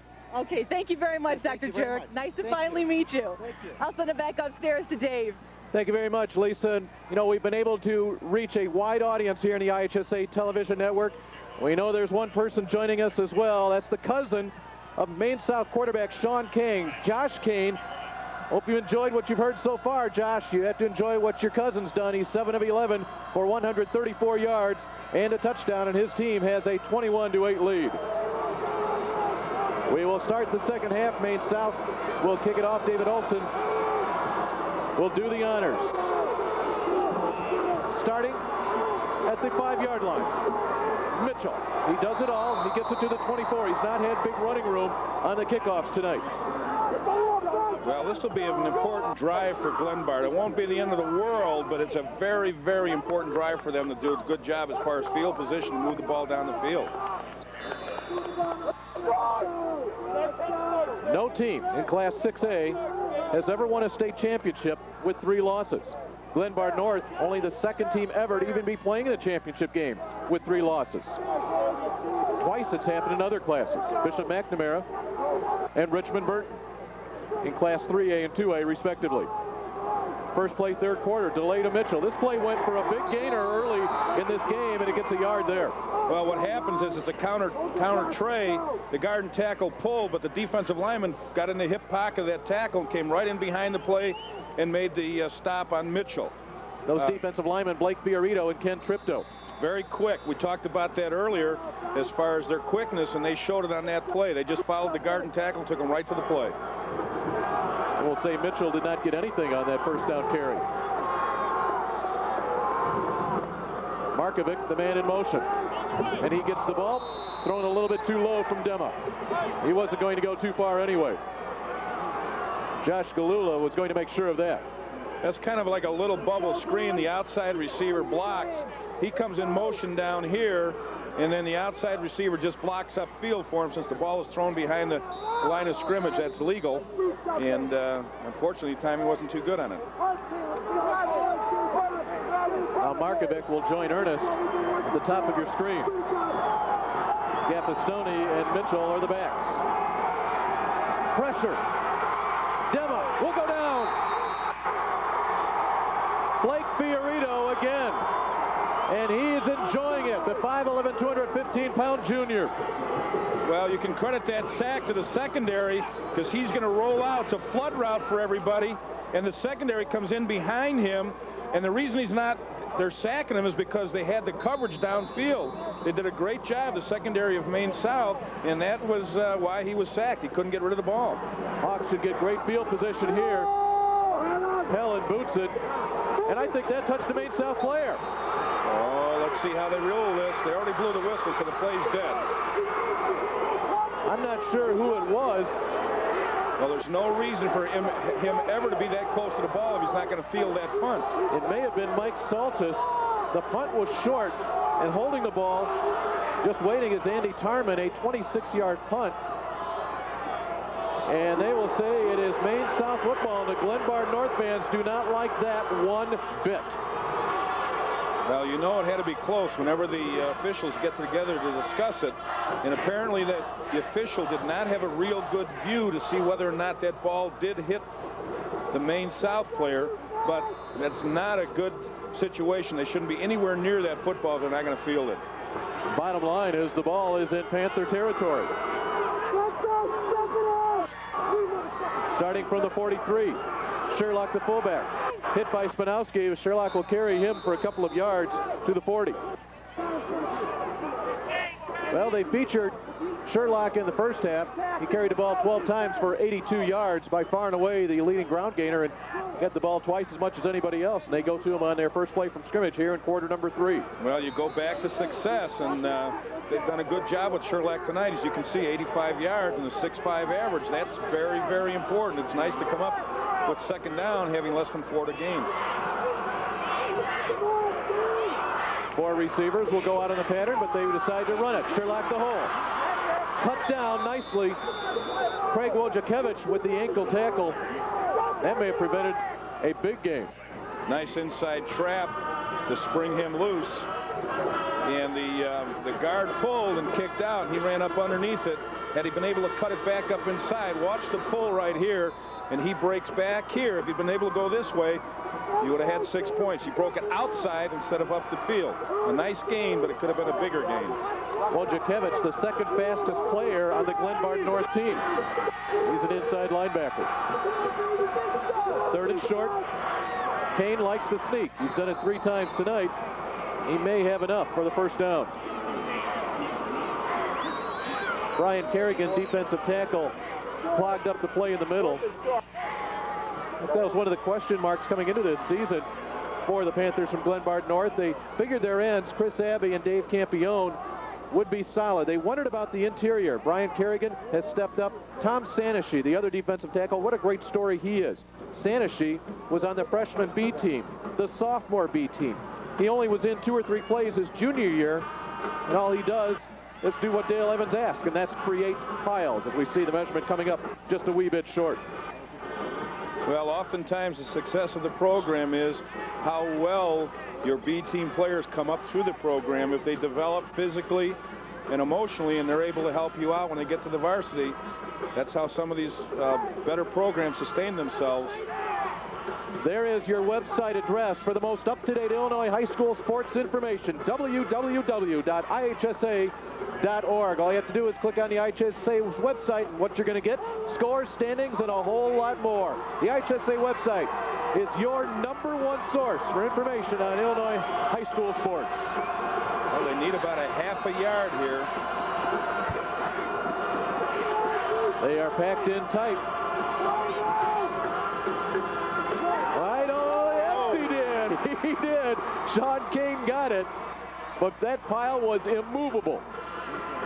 Just a wedge, an inside wedge, and all the linemen just block down inside, and the backs even block. Everybody's blocking to the point of attack right in here, and he's just following them right up in there.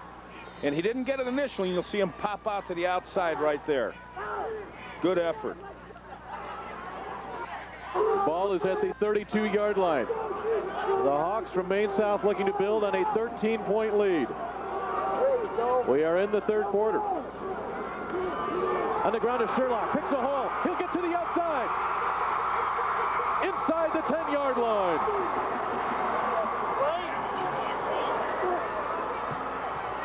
Now that's a play that they've been successful with all year. It's an inside lead. Great job of blocking at the point of attack. The fullback leads up inside. You can watch right up in here. We're just leading right up in through here. And that's a great job up front by the offensive lineman and by the fullback leading Sherlock up inside. That is a 27-yard gain to a 1st and goal to the 4-yard line. Full house. They scored last time on a second man through. Let's see if they run it again. Fumble. Now, did Kane get back down on it? You know, and surprisingly enough, in the 3 games that we've had play here today, that has not happened more often. It has rained all day. It's probably the nicest weather-wise it's been for the entire day. And I'm really surprised the exchanges have come off so cleanly. This is so nice now. I'm ready to slip into one of my Tommy Bahama outfits. I dare you. This really is the nicest it's been all day, and yet you can see the breath coming out of the mouths of these 22 players on the field. 2nd and goal. Ball back at the 5. Here's the touchdown from earlier, and it's duplicated here from Fosco. That's the play you were talking about moments ago. Chris Fosco, his 2nd touchdown of the night, and it's a 27-8 lead for the Hawks. First man through is the fullback. They dive fake to him right up in here, and then they give to the 2nd man through, and you can see the lead back right there, point of attack. Great job of execution up front by the Maine South Hawks. 19 points is the difference, thanks to Fosco's 4-yard run, and they will go for 2. Looking to put that margin at 21. They were successful the last time. Trainer is split wide to the left. He caught a 2-point conversion pass earlier. It's man coverage again, so we could see a throw right down here. The quick drop, running cross, same exact route, in and out. This time Mike Mitchell had the inside coverage. Well, Tony Trainer not real happy right there, but all he has to do is look at the scoreboard on the north end here at Memorial Stadium, and he will see a 27-8 lead. This is the IHSA television network.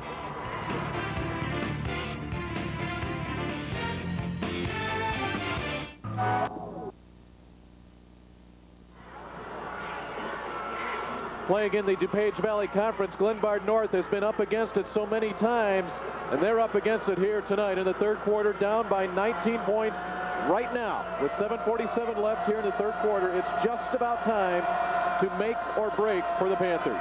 Brian Mitchell will see what he can do about that. They kick away from Mitchell. Markovic, he had a long kickoff return earlier. Doesn't like what he sees there. Cannot get to the sideline. Blake Fiorito again on the tackle. And the Panthers from Glenbard North will have to start from their own 27. Well, the game plan, obviously, is to feature your running back, Brian Mitchell. But Dom Dema has some weight on his shoulders as well after Maine South took it in from 43 yards out, taking advantage of the short punt. Dom Dema has had an outstanding postseason. It's really come on as the season has progressed.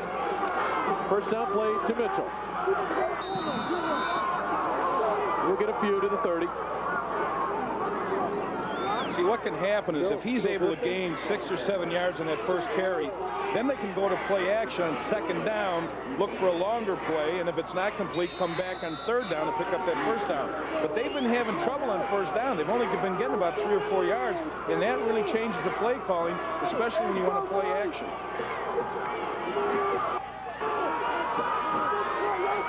First time since 1991 for Glenbard North in the playoffs. They played in the championship game that year as well. There's a pump fake, looking for Chuck Ernest, broken up by Jason Derrick. He was right there. Ernest was drawing double coverage. Mark Ori came over from his free safety position to help out. Excellent throw.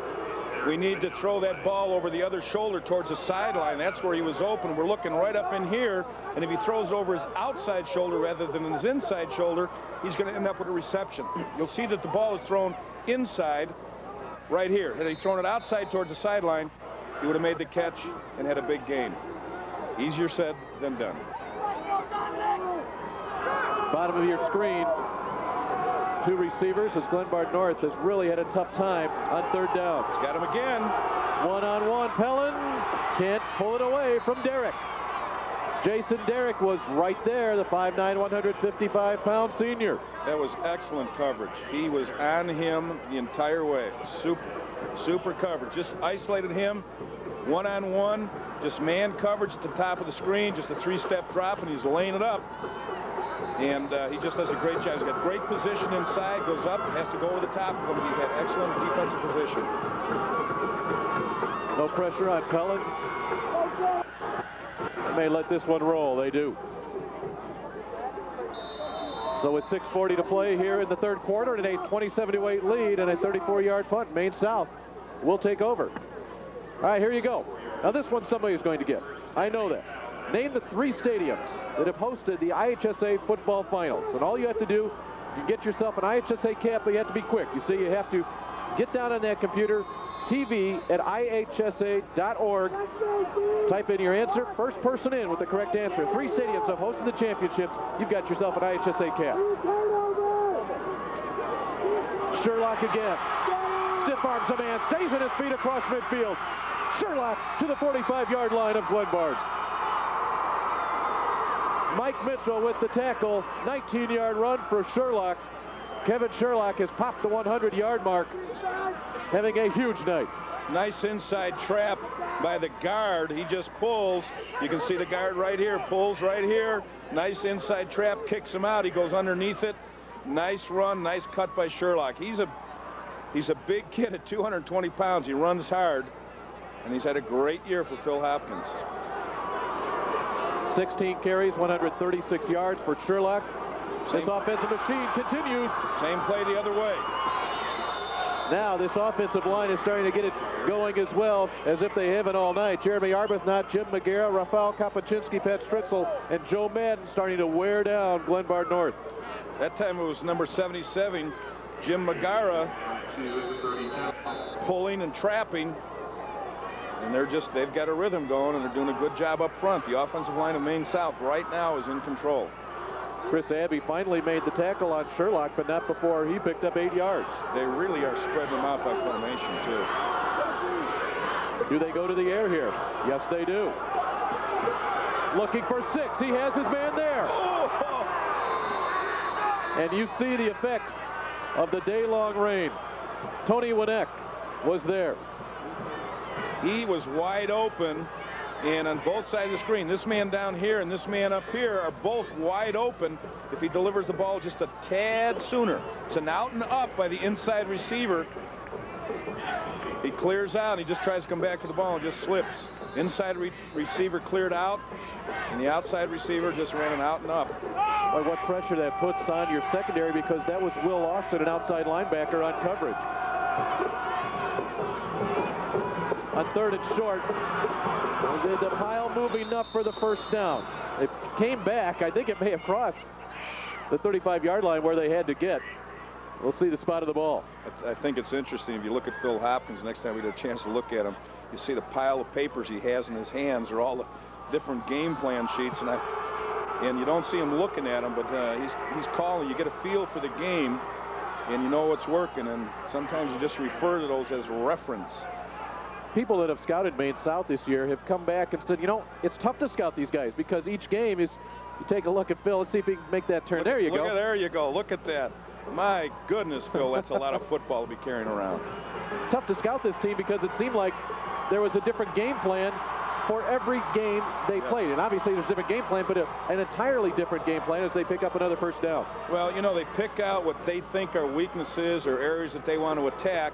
And, of course, when you're a veteran coach like Phil Hopkins, and he's got a great staff, you know, they find some areas they want to run at. They use their strength against the other team's weakness, and it results in, obviously, them being in the championship game.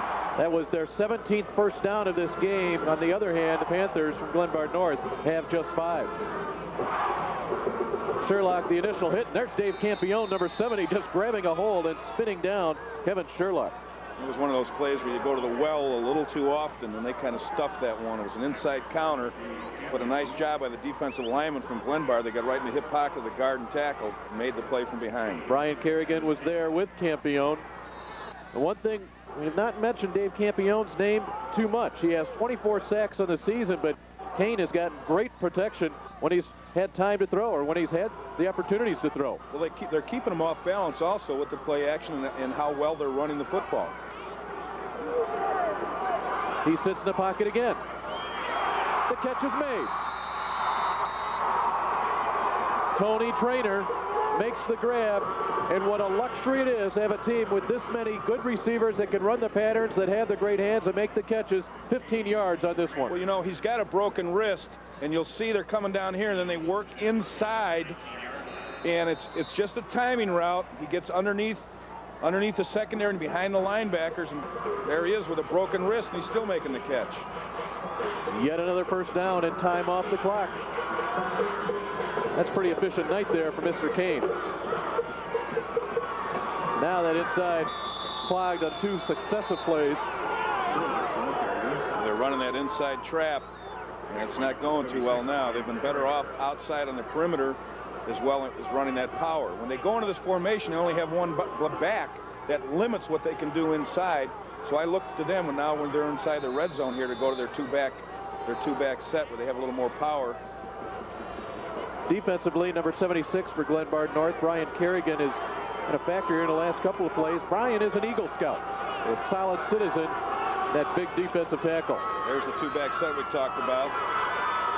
And now that defense getting a little stingier, but there's Sherlock. He'll take it up for about a 5-yard gain. You waited for the whistle, it didn't come. And that man right there moved the pile. Now this is nothing fancy. It's just a lead up inside here, coming back behind. It's just power with the two backs. It gives them a little more versatility, and the offensive line is the key right here. They're coming off the ball, and they're driving Glenbard back. They're getting them on their heels, and that obviously allows a 220-pound back to gain some yardage. Lenny Radke will be credited with the tackle for the Panthers. 3rd down and 6. Quick pass. That could be a first down, but a flag is down. Flag was thrown immediately. And the flag, there could be an interference call down here. That was just a quick step. The inside receiver, his defender was way off the ball, so he just dumped it to him right away. Could be a face mask. Oh, offensive interference. Tony Winnick may have pushed up here. Well, you take a look, the number of penalties that Maine South has had has not been big. They've only been penalized 4 times, but I think every one of those 4 has been inside the 20-yard line. Yes, it has been inside the red zone. Pass interference. They don't want to make it too 15 easy yards from the previous spot. Loss of down.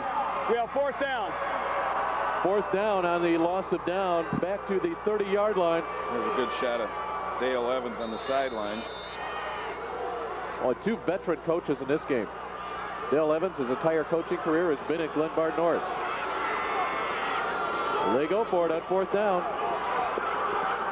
Once again, collision, but you've got to believe that that would have been a tough catch to make anyway for Joe Sergo. Slides down on this turf, and the ball will go over on downs to the Panthers with 2:28 to play in the 3rd quarter. They trail 27-8.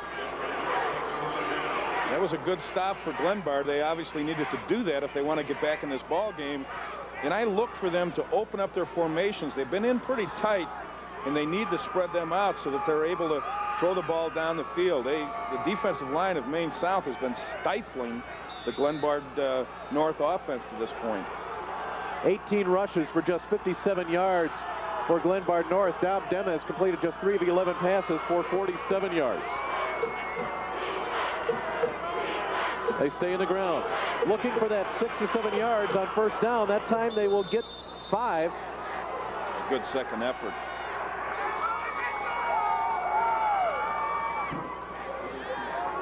Glenbard North, no stranger to state championships.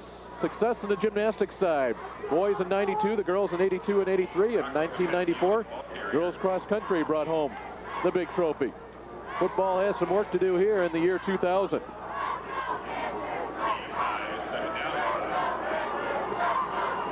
Second down and 5. See a backfield of Mitchell and Gampistoni. Nothing there on a gain of maybe a yard. Off the pile, Chris Ratajczyk, number 44. He gives a little pat in the head to Brian Mitchell. Well, I think early on we talked about our goals, and we'll get back to those in a minute here. It's interesting, the state titles here for Maine South. Both football and in 1979 the boys basketball, unexpected state titles. In 79 a surprise in basketball, girls swimming of course in 75, but football they win over Mount Carmel, basketball Maine South to win, and Maine South the destiny team here in the year of 2000. Out of the backfield is Markovic. Tries to reach for it. He did not get there. They'll say he was down. Josh Galula made the tackle to save the 1st down. Little bubble screen to the outside with a wide receiver blocks for them. They dumped the ball out there. It's a nice play selection. Now they're coming up with 4th and short, and of course they're going to have to go for it. Winding down here in the 3rd quarter. Yes, it is still raining. Rumors to the contrary have proven to be unfounded. Get my Tommy Bahama stuff away. Yeah. They need a yard.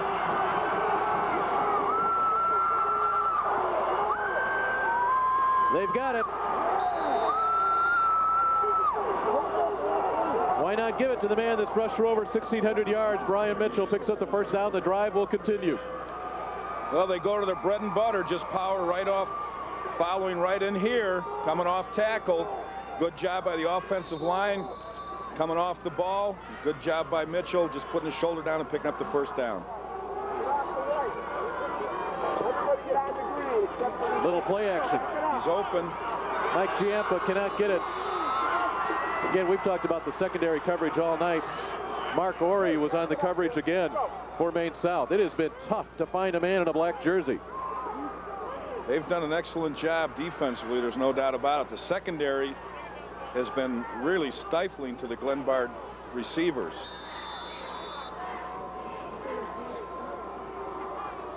Dom Dema, as we said, only 4 completions in 13 attempts here tonight. Again, play action. He's in trouble. Screening, nobody there. Pat Stritzel was all over Dema. He might be lucky that he was all over him, because there were 2 people on the screen man. They might have picked that off. It happened so fast that when you're going back to screen, the screen is going to be over here. You don't expect this kind of penetration. He can't turn and throw the ball. And you can see these people down here, they're all ready to pick it off. So he was kind of lucky that he didn't get it off any better than that. It could have been picked off.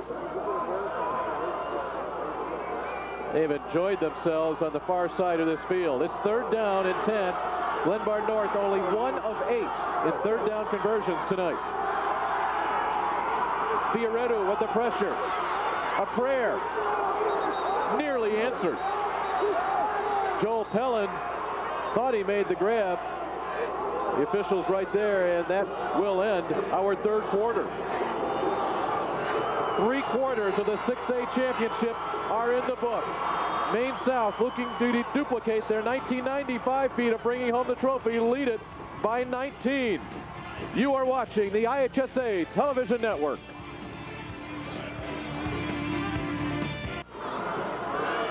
Memorial Stadium, the University of Illinois, the 6A championships. It's all come your way here this year on the IHSA television network.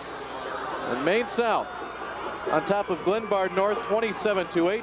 They will get their hands on the ball as we start quarter number 4.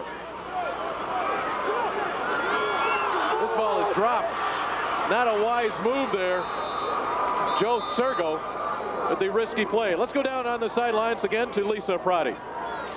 I'm here with Lisa Beal. She is the assistant principal at Glenbard North for Student Services. And this has been such, I'm sure, a Cinderella story when you talk about Glenbard North, and the fact that the community has really come together at Carroll Stream and really has done a lot for the school itself. Our community has been great. While we were driving down here, while I was driving to school today, there's yards decorated, cars decorated. We're driving down 57, getting passed by cars honking at our buses, all decorated, so it was great. So what has the community actually done to rally together for Glenbard North pretty much all throughout the postseason? Well, they've been coming to our pep rallies, and our Athletic Boosters Club has been great. They've arranged for buses for parents. The parents are riding on the buses, on yellow school buses, with our kids down to each game, and they're really enjoying it. That's fantastic. Has this been really a special time for Glenbard North when you talk about football and the fact that it really, generates such an excitement throughout the entire school, where it's not just one athletic program itself, but it really, situates throughout the entire program. Right. I think Dr. Jarek, our principal, said something about this is just an extension of who we are as a school. It's really shown the best of our students, and students who really have not been involved in school spirit before are right here in this stadium today, and that's wonderful. And I think that spirit will carry throughout the rest of the year. We really believe that that will be so. And I'm sure that that also takes place with the parents themselves. I mean, just getting involved in this also. Yes, the conversations that parents are having casually with kids that they don't know, with other parents that they don't know, everybody's getting very involved. It's a great experience, great bonding experience for everyone. Wonderful, wonderful. Thank you very much, Lisa. I really appreciate it. It was great to meet you. I'll send it back up to Dave. Thank you very much, Lisa and Lisa. And 19th first down of the game picked up by Maine South moments ago. Sean Kane, I believe, Jack, that is the first solid hit he has taken. That's the first pressure that they've really put on him, and you can see right there that Phil isn't real happy with the protection on that play. Will Austin was the man for the Panthers and put the hurt on Sean Kane. But we're in for a long night if Phil is going to implement all those plays that he's got in those sheets. Well, let's see what he draws up here on 2nd and 10. Into the pocket. Man-to-man coverage. The catch made. Sergo with it. Joe Sergo, I'm not sure if he was even the intended receiver. Tony Winnick was there as well, but Kane finds him for a 24-yard pickup. I don't think he was the intended receiver. They're just running stretch routes down at the bottom of the screen where they're just both running up the field, and he's taking a 3-step drop and throwing it up. It was not intended for him, but it was not well-run routes. They were too close together, but it seems to be Maine South's evening. In 10 minutes and 35 seconds, it could be their year. A first down in Glenbard North territory.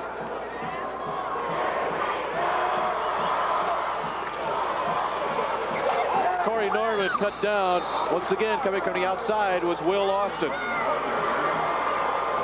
That was a great job by the defense right there. Joe Madden tried to pull around the right tackle, and we got penetration coming in behind him, and penetration come up the middle, and that stopped that play. Now, that play has been going well all evening for Maine South, but not at this point.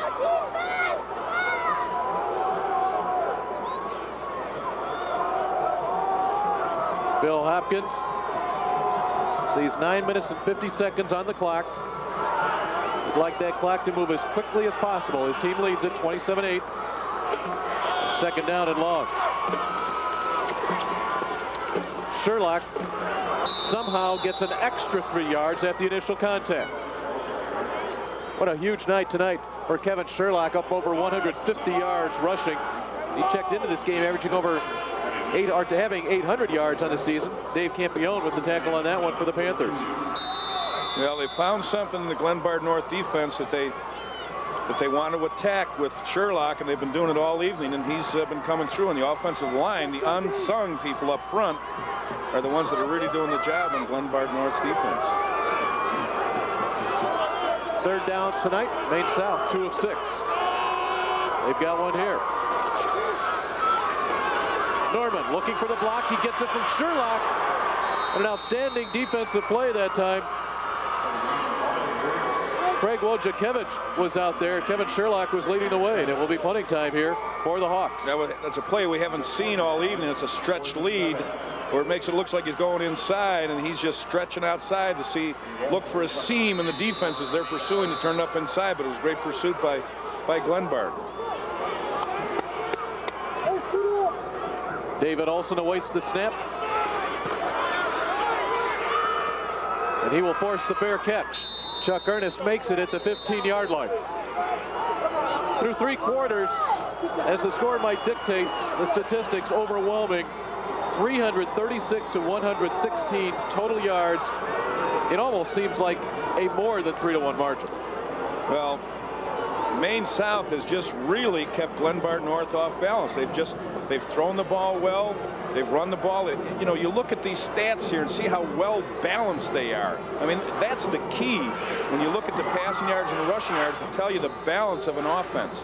When they're within 50 to 75 yards, that's tremendous balance. Kane 6 of 16, or 9 of 16 for 175 yards and a touchdown. His counterpart, Dom Dema, will try to get things going, and they will stay in the ground. They'll stay to Brian Mitchell. They continue to go to Mitchell on first down, looking to maybe bust the senior loose. Brian Mitchell on the day.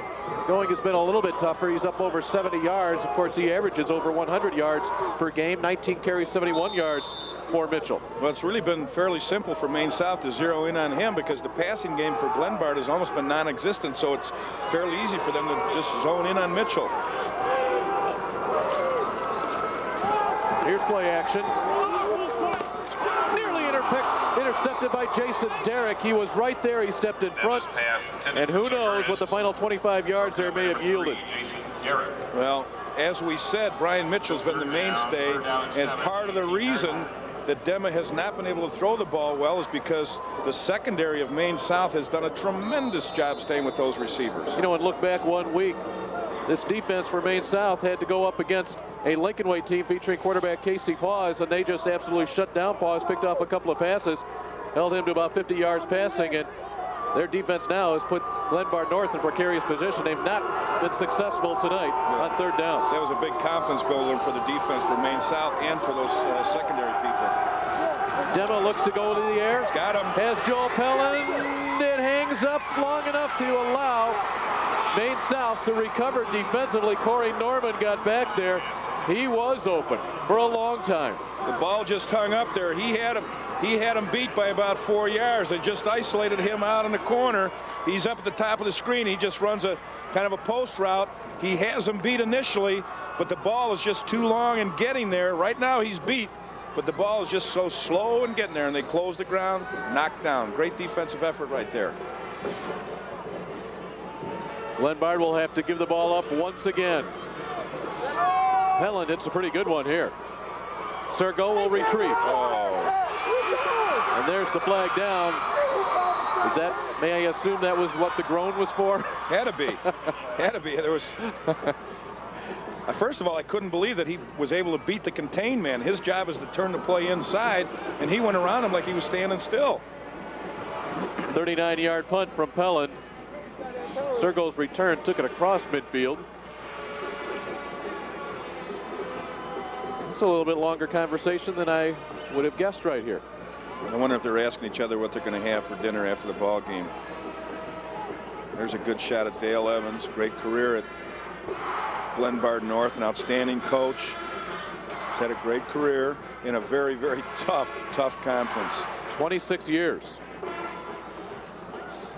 26 years as a head coach in any sport at the high school level is amazing in this day and age. I didn't get that call.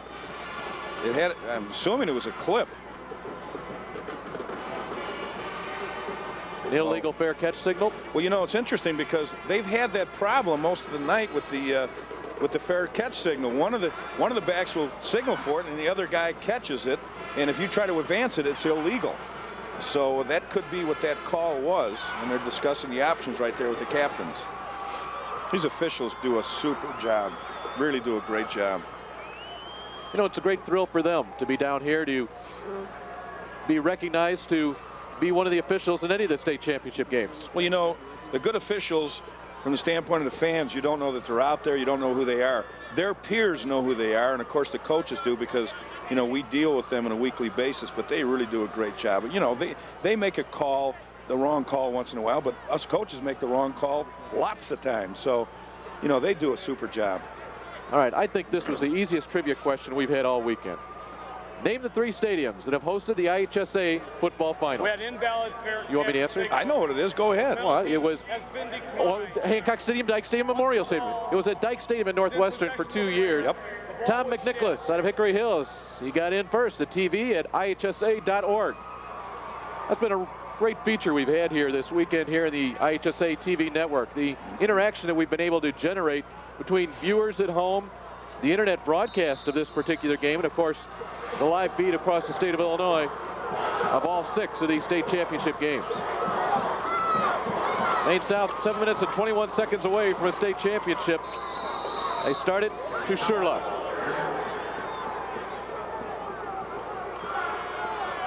Back in 1995, Maine South came here, led by the foot of Brian Schmitz. Brian, of course, kicked the game-winning field goal, the win over Mount Carmel in that state championship game, and he's gone on to a pretty good career for himself. At North Carolina, Tar Heel, he just graduated, but he had a couple pro tees looking at him, but he was also an outstanding wide receiver. That somewhat got overlooked in the publicity generated with his leg. He's one of these guys from Maine South that keeps the tradition alive. He comes back to the school, talks to the players, they respond. They certainly have tonight. 27-8 is their lead. Staying on the ground now to Sherlock, and why not? He'll get close to the 45. And that trap play that's been so successful for him all through the evening. You know, he's speaking of tradition. You look at the state champions that have already been crowned here this week. Carthage, tradition in Class 1A. Stillman Valley, Harrisburg generating it. Class 4A, Joliet Catholic. In 5A, Mount Carmel. Maine South here in 6A. Phil Hopkins says, hey, you know what? These guys that were seniors on this year's club, they were 7th and 8th graders back in 1995. They just would kind of hang around the practices, hang around the games, listen to the coaches' talks, and the coaches never chased them away. This is the result. Glenbard North wishes they would have chased them away. Norman to the outside with the flag down. Looks like he'll be just short of a first down. Steve Spanowski with the tackle, but the flag was thrown in the Maine South backfield. It's probably a hold when it happens back there. And again, that was a stretch lead look, trying to keep the ball in bounds and let that clock run.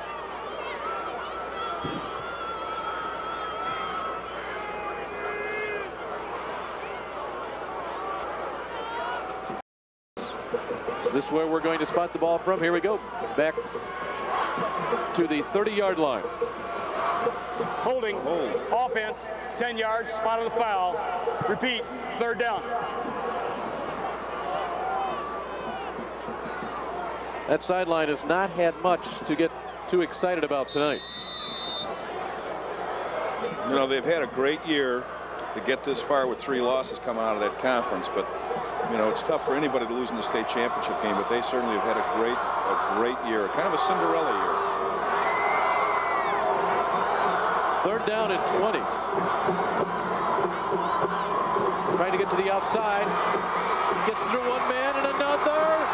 Sherlock will have the first down. What a run. Great effort. Dennis Williams with the tackle, but not before Sherlock gets 21 yards. The last 15 with the man on his back. We're just coming right outside in here. He's bouncing it outside, and he's showing you good moves for a 220-pounder. Right there's the first hit, the second hit. How many yards is he getting? 13 yards after that first hit. That's not too bad. That will keep the clock moving with 5 minutes to play. A fresh set of downs for the Hawks. They will take as much time as they want here. They have 7 seconds on the play clock. They use every last second of that clock. This is Fosco. He has 2 touchdown runs tonight. Good pursuit. The Glenbard defense, Andy Tarman, along with Dave Campione, stringing that one out. Just a stretch lead play. They're trying to get the ball outside and having him read the seam, see where he can turn up inside. I think I almost saw a smile on Phil Hopkins there. Let's go down to Lisa Prati. Lisa? Guys, I have Coach Paul Parfit, the head coach from Addison Trail, who finished his season this year with 7 wins and 3 losses and met up with Maine South in the first round. Yeah, Maine South was a very good opponent, and as you can see today, they can not only run the ball actually, but they can also throw it. They're having a heck of a ball game tonight. And you would think about, you know, just with the weather conditions that would affect them more with their passing game, but it really hasn't tonight. No, they've been very sharp, and I think that you know, they're doing a good job of mixing the run and the pass, and you know, if this score continues, they're going to be a very formidable state champion. Well, one thing that you have to understand is Panthers, that Coach Parfit has been out here since 11 o'clock this morning for the 4A game. Right. We got here about 10:30, and I don't think it stopped raining yet. So we're going to make it. We're going to make it. So that's great. Thanks, Coach Parfit. I really appreciate it. Nice to see you down here on the sidelines. Thank you. I'm going to send it right now to the IHSA network that you are watching. Glenbard North is actually losing 27-8. Maine South is in the lead. We'll be back with more right after this. Glenbard North taking a timeout with 3 minutes and 50 seconds to play in this game. 3rd down and 8 here for Maine South. The Hawks head to the line. They convert this. This one will pretty much be over. Corey Norman, the carry, he won't get it. It'll be about 3 yards short. Well, the clock is the most important factor right now for Maine South. They just want to gobble that clock up. They want to punt Glenbard down in the hole right now and force them to use up a lot of time to go down the field. Field possession here tonight has certainly not been in the favor of the Panthers. Boy, how many times, even when Olson has had to punt, which is only his 3rd of the night, and he's been in this position. They've just really never been in sync tonight. For some reason, you know, Maine South has been clicking on all cylinders, but Glenbard just, for some reason, just seemed to be a little bit out of sync. I mean, they had a great season, and they do a great job, but they just were not in sync tonight. Olson again does not hit this one very well. Mitchell will take it in the dead run. Brian Mitchell has some room, but a flag is down. A flag down at the 43-yard line before Mitchell is run out of bounds. And this one will be coming back a ways. Another clip. Good effort by Mitchell.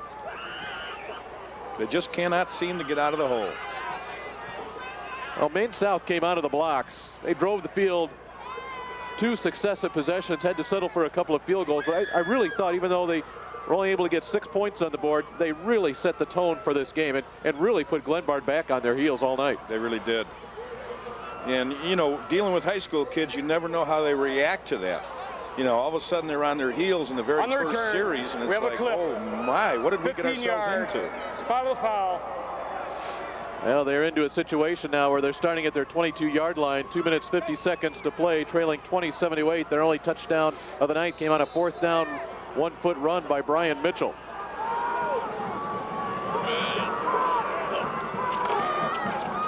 Dema, a little stop and go for Ernest, working on Derrick, overthrows Ernest. Derrick had the coverage. That ball would have had to have been laid in there perfectly.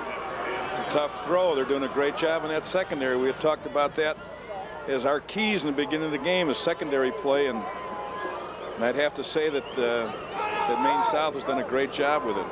We talk about Glenbard North never being in sync. Remember, their 3 losses have come by a combined total of 4 points. They lost 15-14 to Wheaton-Warrenville South, 32-30 to Naperville North, that loss they eventually avenged, and then 31-30 to Naperville Central. That just shows you how good Maine South is playing at this time of the year, when it counts. Straight back into the pocket. Ernest takes the hit. I don't know if he could have come up with it anyway. Mark Ory was there to make sure there was going to be no funny business after the catch. Well, you know, the thing also is, after we look at this replay here, we'll talk about the road that Maine has come through. We're going to see him just going right up in that hole, right up in there. He's trying to get the ball in there. Just throws it a little bit behind it, but you can see that the defender converging on him. They've really been very, very tough tonight in that secondary. But you know,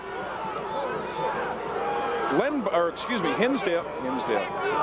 Maine South played 2 Sika blue teams very tough. I mean, Sandburg and Lincoln Way, those are 2 very powerful programs, and they beat them. And so their confidence level was really something coming in this game.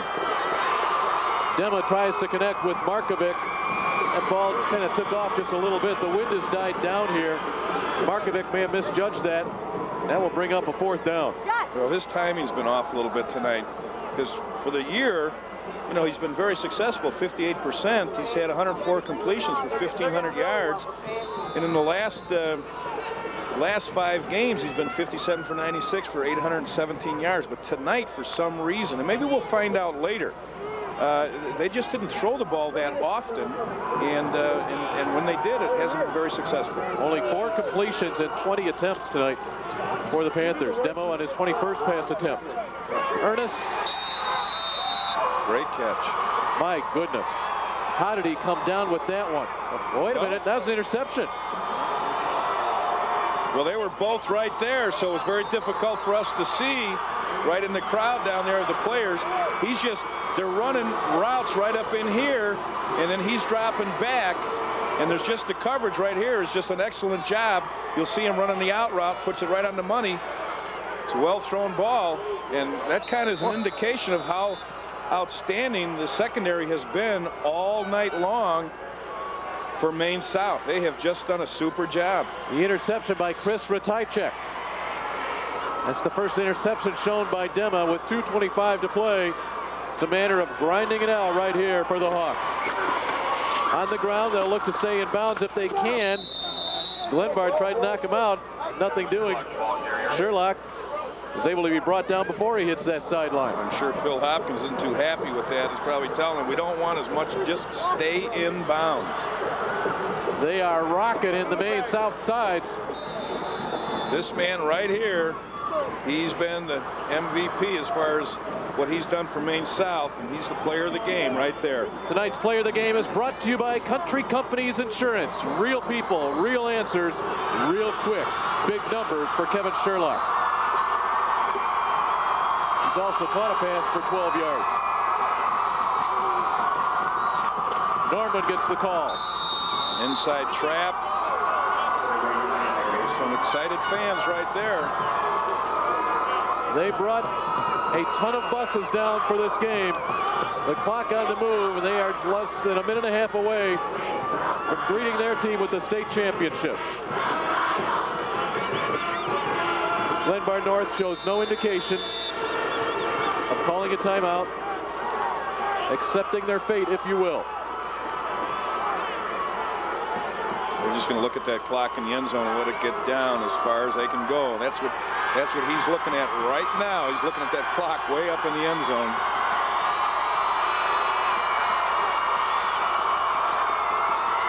They give it to Fosco.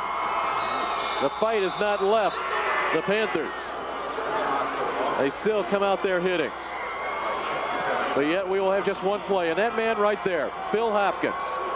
He had a couple of dreams when he was a young child. One of them was to come down here to Memorial Stadium and someday play or coach here. He was a 6-year-old. He came with his father to the games, the University of Illinois games. The other dream, when he would go home for the holidays, he would always drive by Hancock Stadium. He hoped to someday play or coach there. He coached there. He coached a state championship there. Dream number 1 was realized back in 1995, and here in the year 2000, he's going to have the other one come true. We will have one more play. Nope, they will let it go. And the Maine South Hawks will win their second state championship. This time 27-8 over Glenbard North. Congratulations to the Maine South Hawks. Bill Hopkins came to Champaign. He took a team down here that had lost just one game, their last regular season game. It cost them the conference title. I have a feeling he'll trade a conference title for a state championship any day. And this is what high school football is all about, high school sports. Momentary celebration. As far as players are concerned, they pass through the lines, and the elation for their fellow students and fans. You really see the both ends of the spectrum when you see these two teams passing here as they're shaking hands. You know, it's hard. You sit up in the stands. You want to pour onto the field, but you can't do it. You'll have to wait. Maine South brought their band with them. They've been cranking it up all night. Their fans have been jumping on the stands, and they will get to celebrate a state championship. We've got more coming up from Champaign. This is the IHSA Television Network.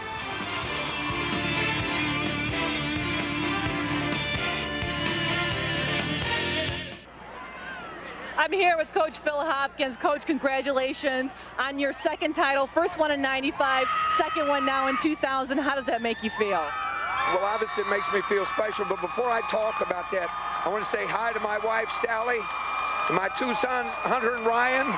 And now, Sal, I'll be able to help you raise these kids, but I won't be able to do it any better than you've done it. I want to thank my wife for all these years of putting up with this. Now, how does it make me feel? As I've been telling everybody, everybody can see this ring, and I've already got one.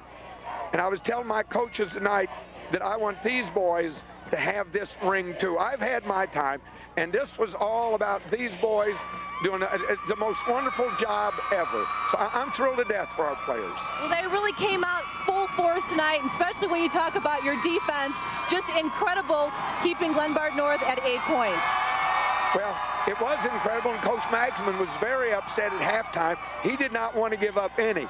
And one of the things that's remarkable here with all this run is if ever there were a couple of guys that work together, is Coach Mags and myself. I've been with him for 33 years, and this is what Coach does all the time. I look at these films, and I think, I don't know how we're going to beat them. And I go home Monday and Tuesday worried to death, and then Coach puts it on Thursday, and I think we're going to win. How impressed were you, though, by Kevin Sherlock's performance tonight? Well, Kevin's a remarkable player. I've been impressed with Kevin from last year in the weight room. We knew what we had with Kevin, and Kevin is just, we call him a beast, I guess.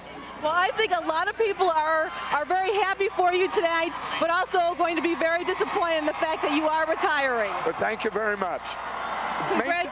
Maine South's got a lot of great people left. I got to run, I think. I know you do. Okay, thank you. You're very welcome. Congratulations. Thank you. He's getting ready for the awards ceremony. Back up to you guys. That's right, Lisa. And he is sprinting across this turf here at Memorial Stadium. He wants to make sure he joins these boys, and you could see and feel the love he has for these players.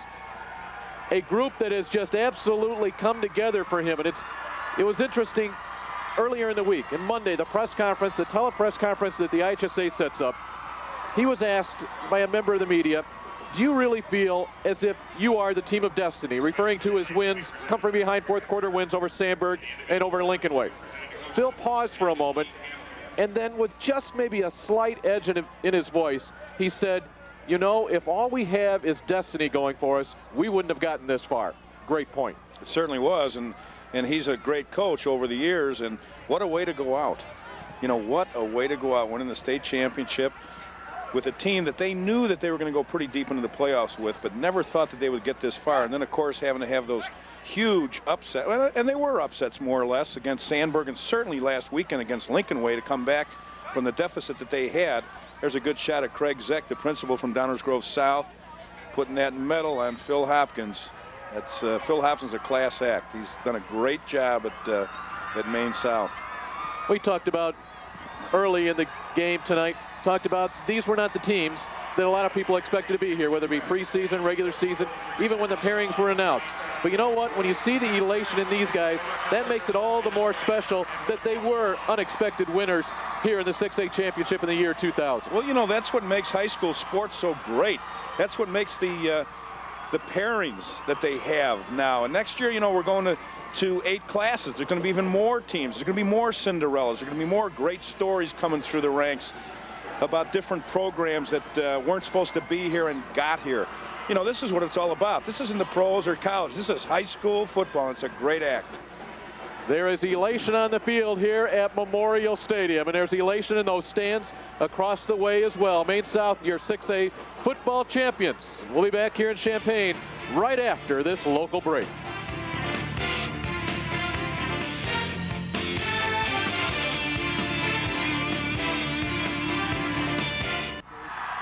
Maine South led it 21-8 at the end of the first half, added a touchdown in the third quarter. They take a state championship home to Park Ridge. They take it across the way to their fans that have made the trip down from Park Ridge. This score was dominating in the final end. The statistics, you'll see, will do the same. That's a great scene right there. That is what high school football is all about. That's what this is all about. Just a great scene to see those kids. Those are memories they'll have forever. 411 yards in total offense. That's the offensive side. 236, 175 is how they split it up. And then holding Glenbard North to 119 yards. That is less yards than Brian Mitchell rushed per game this season. That highlights that 2-1 margin in time of possession. It really is interesting. And, you know, of course, we talked about this before. Glenbard just never seemed to get in sync. They never got in a rhythm. And Maine South was just clicking on all cylinders. Their play action pass, their running game, the short passing game.